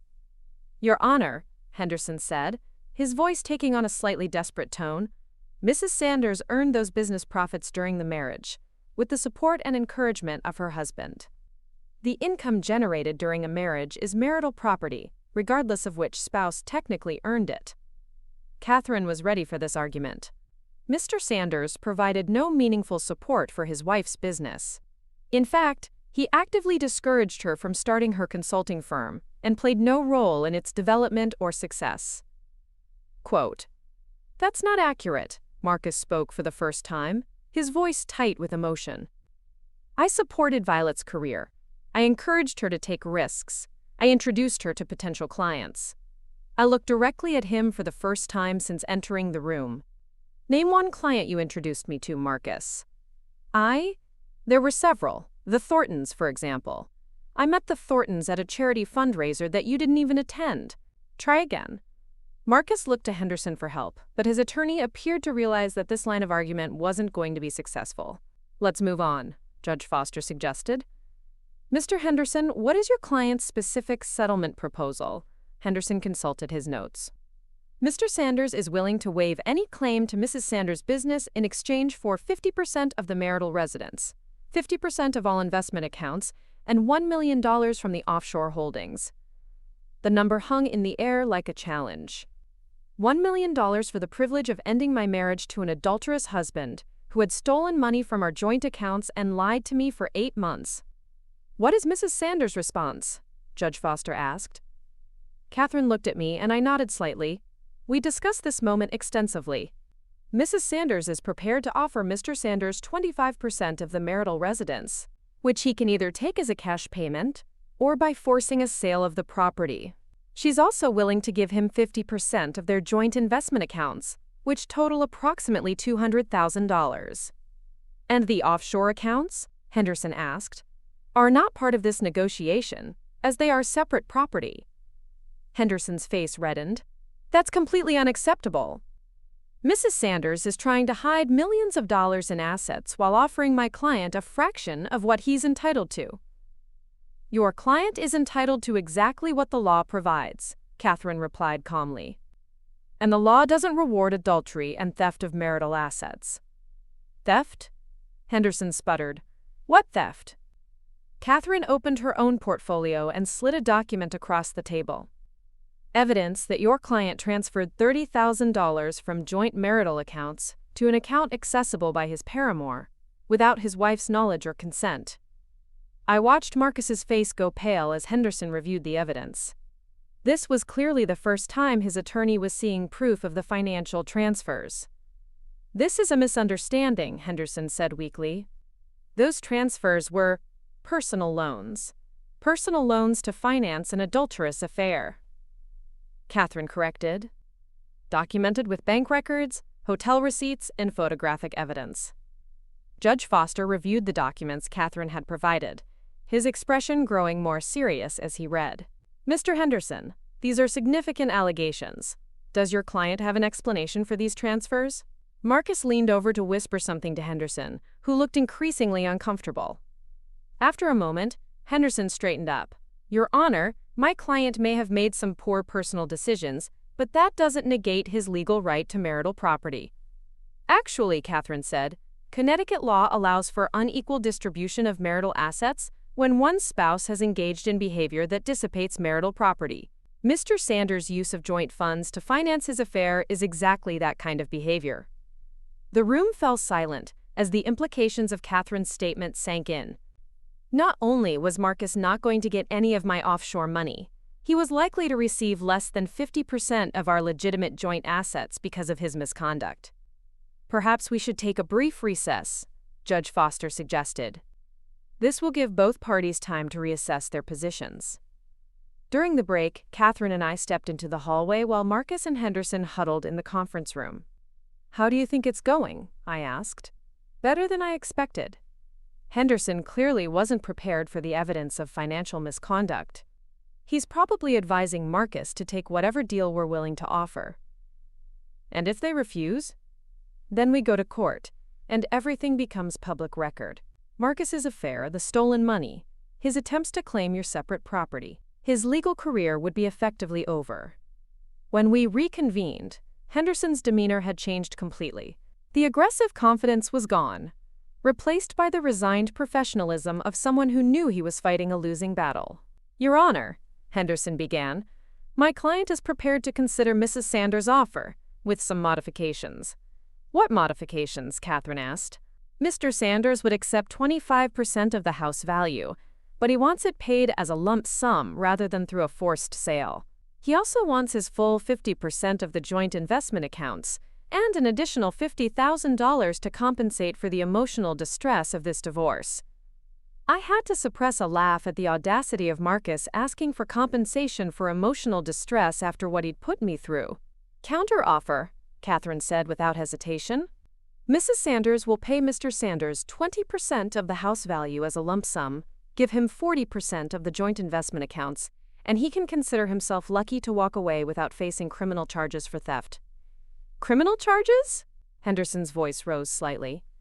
Misappropriation of marital assets is a crime in Connecticut, Mr. Henderson.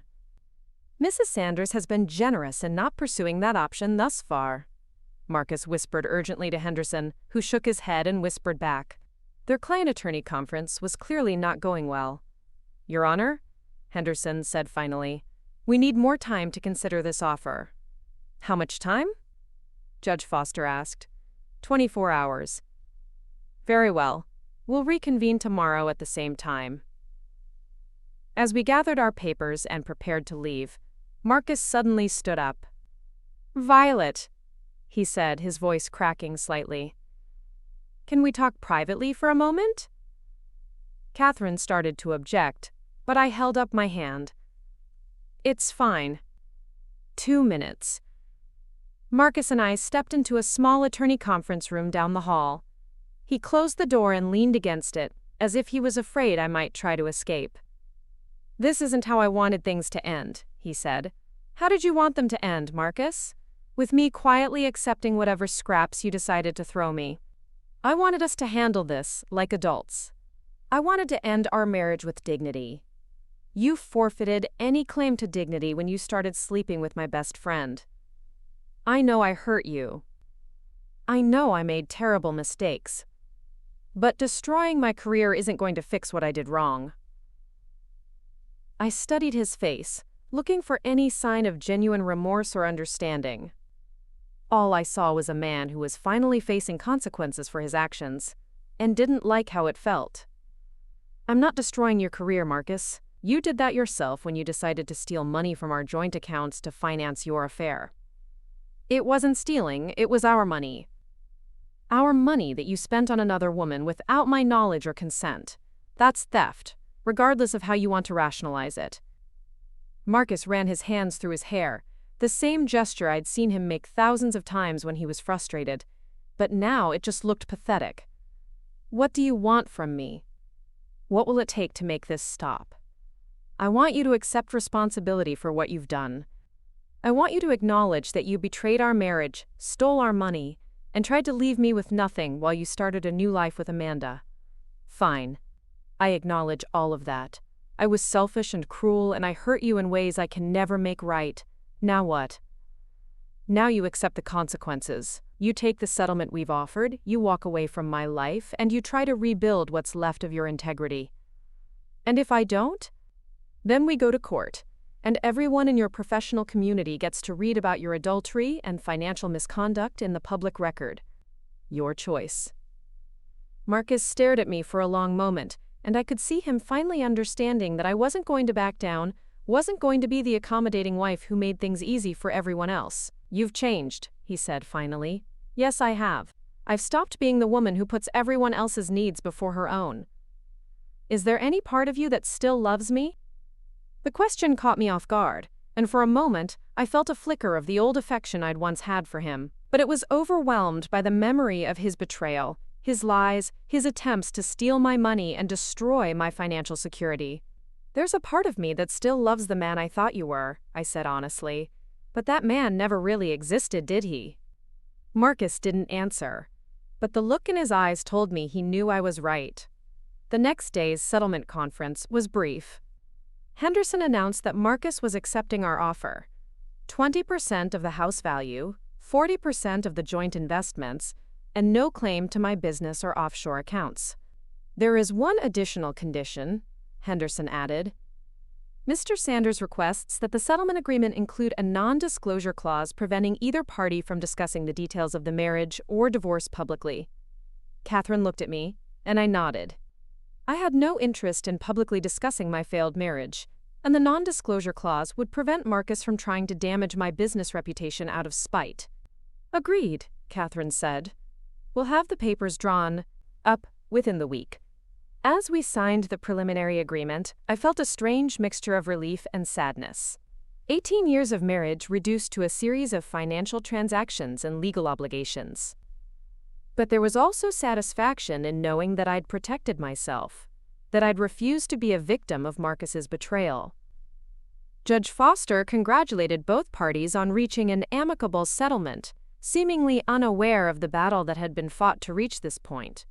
As we left the courthouse, Marcus caught up with me in the parking lot. "Violet," he called out. "Wait."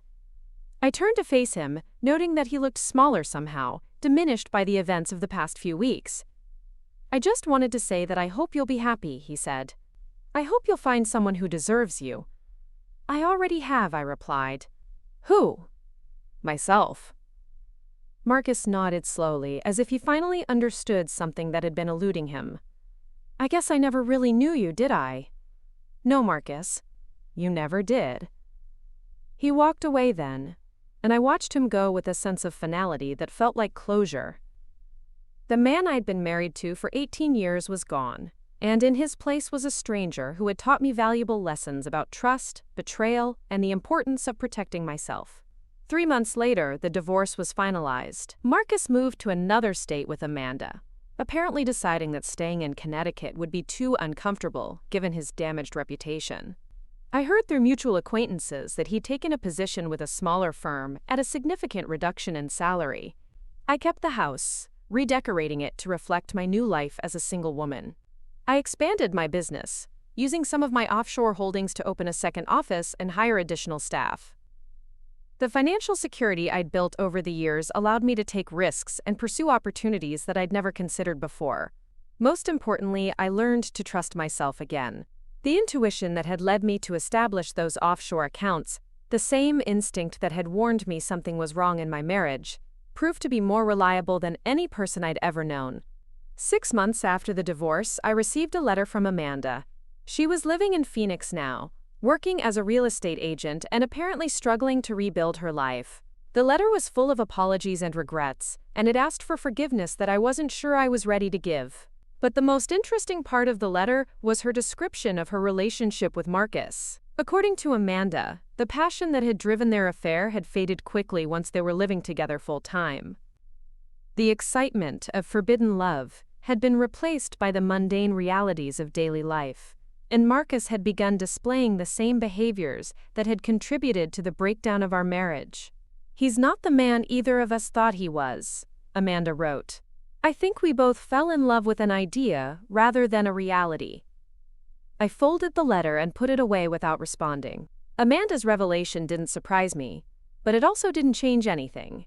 The damage had been done, and no amount of regret could undo the choices that had led us all to this point. A year after the divorce, I was having dinner at an upscale restaurant when I saw Marcus across the room. He was with a woman I didn't recognize, someone younger than Amanda, and he was displaying the same charming, attentive behavior that had once made me feel special.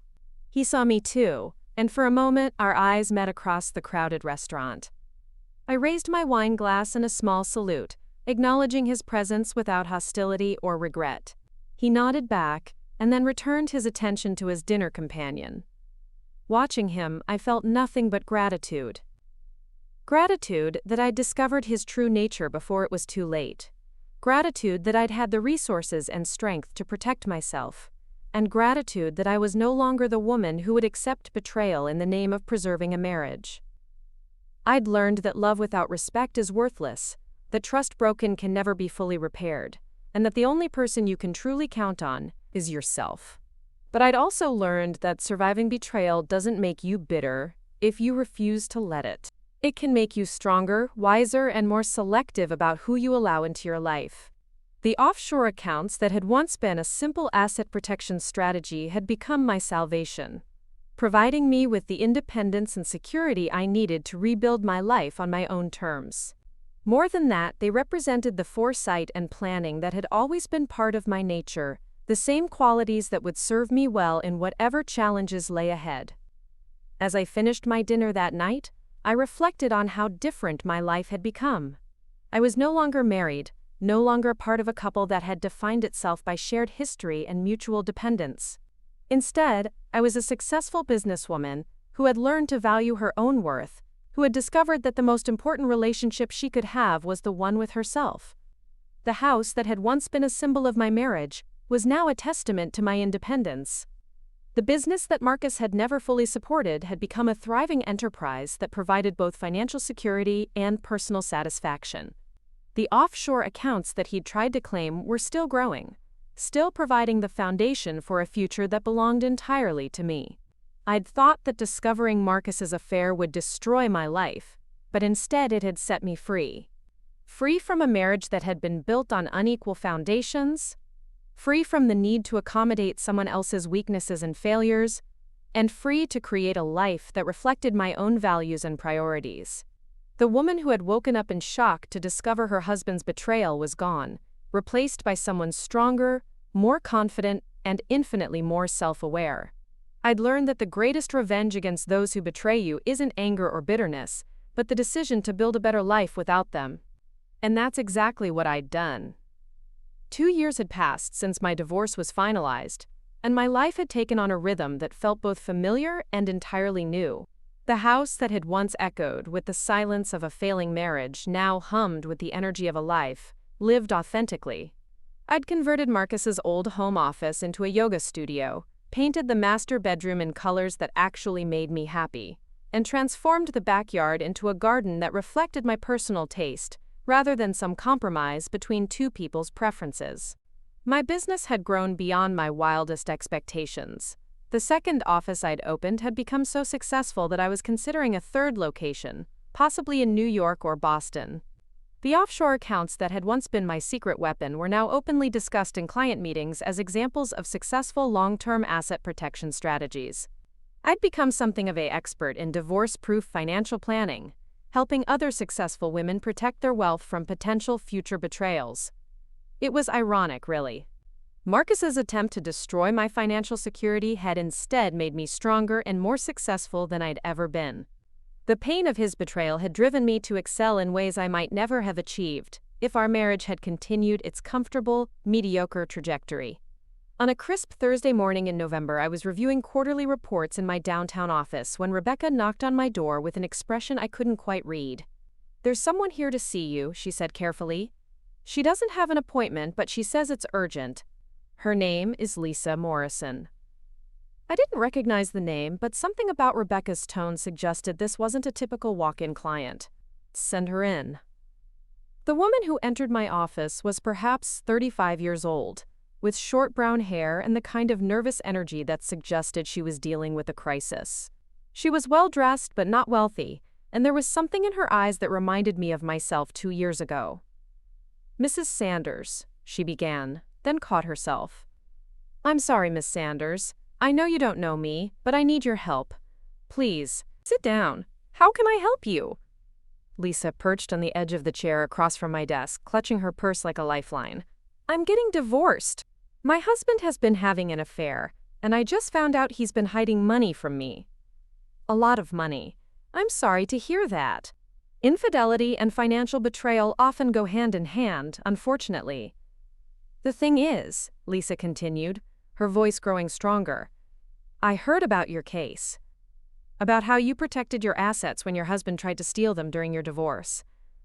I felt a chill run down my spine. How did you hear about my case?"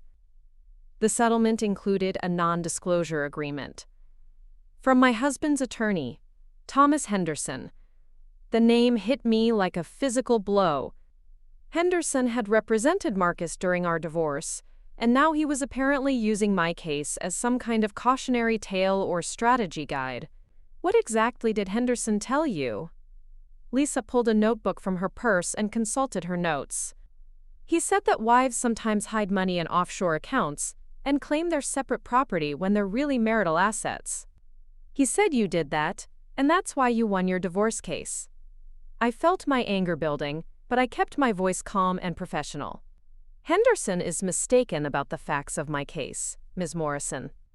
My offshore accounts were legitimate separate property, properly documented and legally established.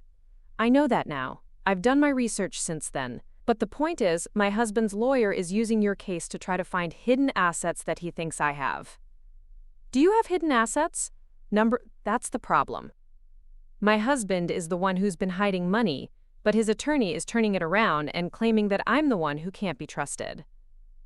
I studied Lisa's face, seeing echoes of my own experience in her desperation and confusion. "Tell me about your situation." For the next hour, Lisa told me a story that was disturbingly familiar. Her husband, a successful contractor, had been having an affair with his business partner's wife. He'd been transferring money out of their joint accounts and into business accounts that Lisa had no access to. When she'd confronted him about the affair, he'd immediately filed for divorce and claimed that she was the one who had been financially unfaithful. "Henderson is representing him?" I asked when she finished. "Yes. And he's good. He's making me look like a paranoid wife who can't be trusted with financial information." "What kind of evidence do you have of your husband's hidden assets?" "Bank statements showing transfers to accounts I've never seen. Credit card bills for expenses I didn't know about. But Henderson is claiming those are legitimate business expenses and that I'm not entitled to see the business records." I made notes as Lisa spoke, my mind already working through the strategies that might help her. But I was also thinking about Henderson's unethical use of confidential information from my case. Ms. Morrison, I want to help you, but first I need to address something else. Henderson's discussion of my case with you may constitute a violation of attorney-client privilege and the non-disclosure agreement. What do you mean? He shouldn't be discussing the details of my divorce with anyone, even as a general example. The fact that he used my name and specific details suggests he may have violated ethical rules. Lisa looked confused. I just thought he was trying to educate me about different types of financial hiding. No, he was trying to use my case to intimidate you and discredit any asset protection strategies you might have. It's a manipulative tactic, and it may also be illegal. I spent the rest of our meeting outlining a strategy for Lisa's case and referring her to Catherine Morrison, who was no relation despite the shared last name. But after Lisa left, I found myself thinking about Henderson's behavior and what it meant for other women who might be facing similar situations. That evening, I called Catherine to discuss what Lisa had told me. Henderson used your case details in another client's divorce? Catherine's voice was sharp, with professional outrage. That's a clear violation of confidentiality, even if your case is concluded. Can we do anything about it? We can file a complaint with the State Bar Association. Using confidential case information to intimidate opposing parties is exactly the kind of behavior that results in disciplinary action. I want to do more than that. I want to make sure other women don't face the same intimidation tactics. Catherine was quiet for a moment. What are you thinking? I'm thinking it's time to go public with my story. Not the personal details, but the financial strategies and legal precedents. If women knew what options were available to them, they'd be better prepared to protect themselves. That would mean giving up the privacy that the non-disclosure agreement provided. The agreement was supposed to protect both parties from public embarrassment. Marcus violated the spirit of that agreement when his attorney started using our case to intimidate other women. We talked for another hour about the implications of going public with my story. It would mean exposing myself to scrutiny and potentially damaging Marcus's career even further, but it would also mean providing other women with the knowledge and strategies they needed to protect themselves from financial betrayal. The next morning, I called a meeting with my business partners and key employees. We'd been discussing expansion opportunities for months, and I had a new idea that went beyond opening additional offices. I want to start a foundation, I announced as we gathered in the conference room, the Violet Sanders Foundation for Financial Independence. Rebecca looked up from her note-taking. What would the foundation do? Provide education and resources for women facing divorce, particularly those dealing with financial betrayal or hidden assets. We'd offer workshops on asset protection, referrals to qualified attorneys, and even financial assistance for legal fees in extreme cases. My business partner, Janet Chen, who had joined the firm 6 months earlier, leaned forward with interest. This would be separate from the consulting business? Separate but complementary. The foundation would be educational and charitable, while the business would continue serving our regular client base. What would prompt this? Asked Michael Torres, our newest associate. I told them about Lisa Morrison's visit and Henderson's unethical behavior. As I spoke, I could see their expressions change from curiosity to outrage to determination. This is exactly the kind of work we should be doing, Janet said firmly. How many women are out there right now, getting steamrolled by unethical attorneys because they don't know their rights? More than we can imagine, I replied. And most of them don't have the resources or knowledge to fight back effectively. We spent the rest of the meeting outlining the foundation's structure and goals. Within a week, I had filed the necessary paperwork and begun reaching out to attorneys, financial planners, and other professionals who might want to support the initiative. The response was overwhelming. Within a month, I had commitments from dozens of professionals who wanted to volunteer their services, and several wealthy women had offered significant financial contributions to get the foundation started. But the most meaningful response came from an unexpected source. Amanda called me on a Tuesday evening, 3 months after I'd announced the foundation's launch. I saw the article about your foundation in the Connecticut Law Tribune, she said, without preamble. Amanda. I hadn't heard from her since the letter she'd sent during my divorce proceedings. How are you? I'm okay. Better than okay, actually. I wanted to call because I think what you're doing is incredible. Thank you. I also wanted to tell you that Marcus isn't doing well. I felt a flicker of curiosity despite myself. What do you mean? We broke up 6 months ago. He's been struggling professionally ever since the divorce, and he's been drinking heavily. He's not the man either. Few of us thought he was. I'm sorry to hear that. Are you? Really? I considered her question carefully. I'm sorry that anyone is struggling with addiction and professional failure, but I'm not sorry that he's facing consequences for his choices. He blames you for everything that's gone wrong in his life. Of course he does. Taking responsibility has never been one of Marcus's strengths. Amanda was quiet for a moment. I called because I want to help with the foundation. I want to donate money, but more than that, I want to volunteer. I want to help other women avoid the mistakes I made. Her offer surprised me. What kind of help are you thinking about? I could speak to women about the other woman's perspective, about how affairs really work, how men manipulate multiple women at the same time, how the promises they make are usually lies. It was an intriguing idea. Most divorce education focused on the legal and financial aspects, but the emotional manipulation that enabled financial betrayal was equally important. Let me think about it, I said finally. I understand if you can't forgive me enough to work with me. I just wanted you to know that I understand now what we did to you, and I want to help make sure it doesn't happen to other women. After Amanda hung up, I sat in my living room for a long time, thinking about forgiveness and redemption, and the complex ways that people's lives intersect. I'd built my new life on the foundation of my own strength and independence, but maybe there was room for helping others find their way back from their own mistakes. The foundation officially launched 6 months later with a gala fundraiser that raised over $200,000 in a single evening. The event was held at the Marriott downtown, the same hotel where Marcus and Amanda had conducted much of their affair. I'd chosen the location deliberately, transforming a place of betrayal into a symbol of empowerment and renewal. Catherine Morrison was the keynote speaker, discussing the legal strategies that women could use to protect their assets. Janet Chen presented workshops on financial planning and offshore investment strategies. And in a decision that surprised even me, Amanda Morrison spoke about the psychology of affairs and how women could recognize the warning signs of emotional manipulation. Her presentation was powerful and brutally honest. She described how Marcus had made her feel special and chosen, while simultaneously making me feel neglected and unimportant. She explained how men who engage in long-term affairs often employ sophisticated manipulation techniques that pit women against each other, rather than against the man who's betraying them both. The other woman isn't your enemy, Amanda told the audience. She's another victim of the same manipulative behavior.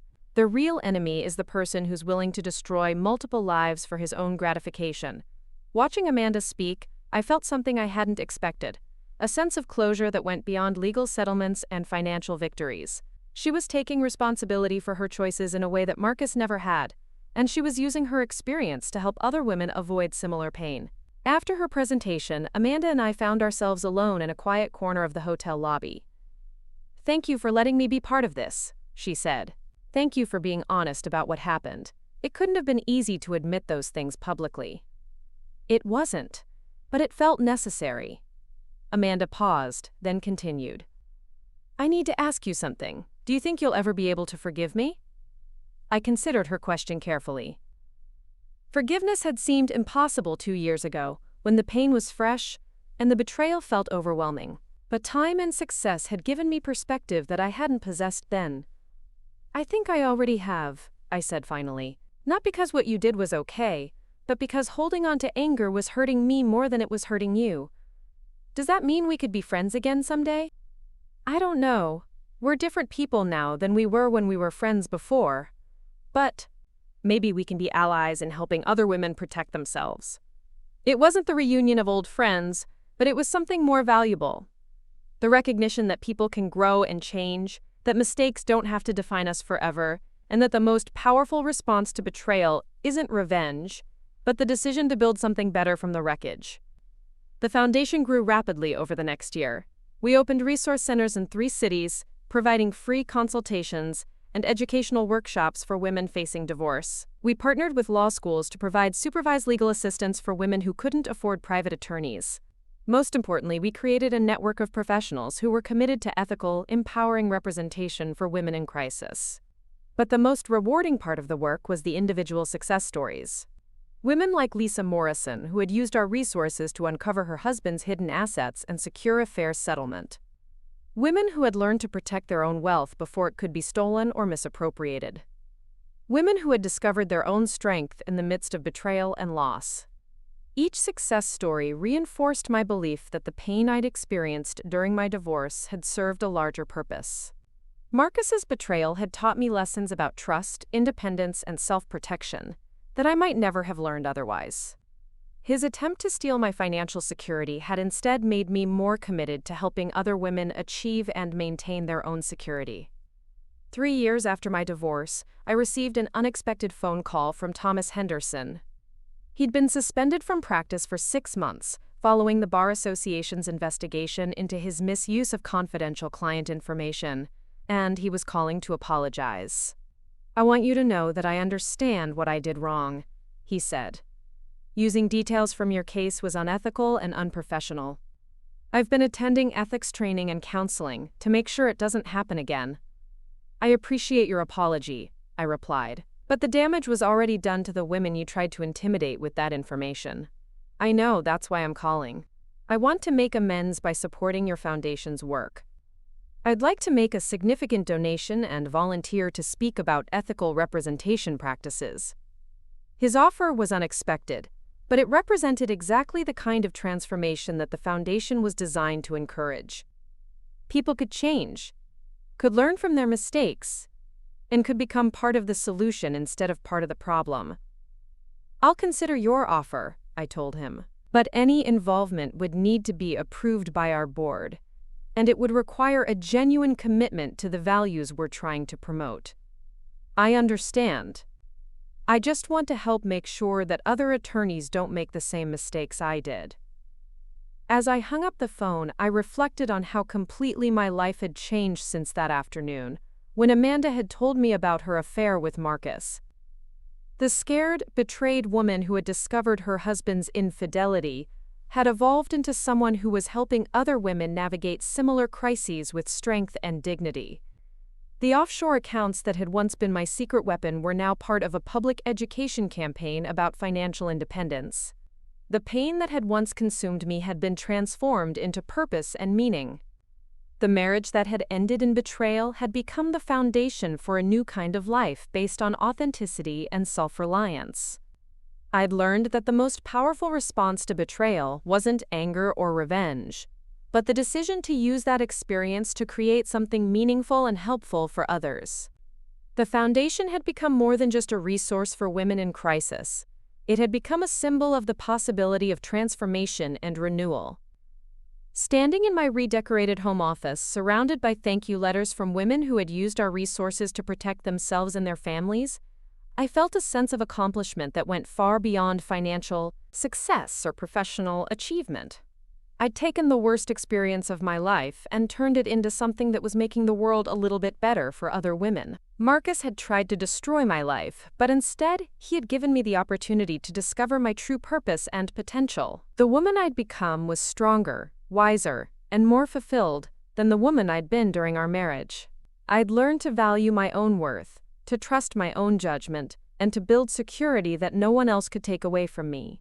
That was the real victory, and it was one that would last long after the pain of his betrayal had faded into memory. Up next, you've got 2 more standout stories right on your screen. If this one hit the mark, you won't want to pass these up. Just click and check them out.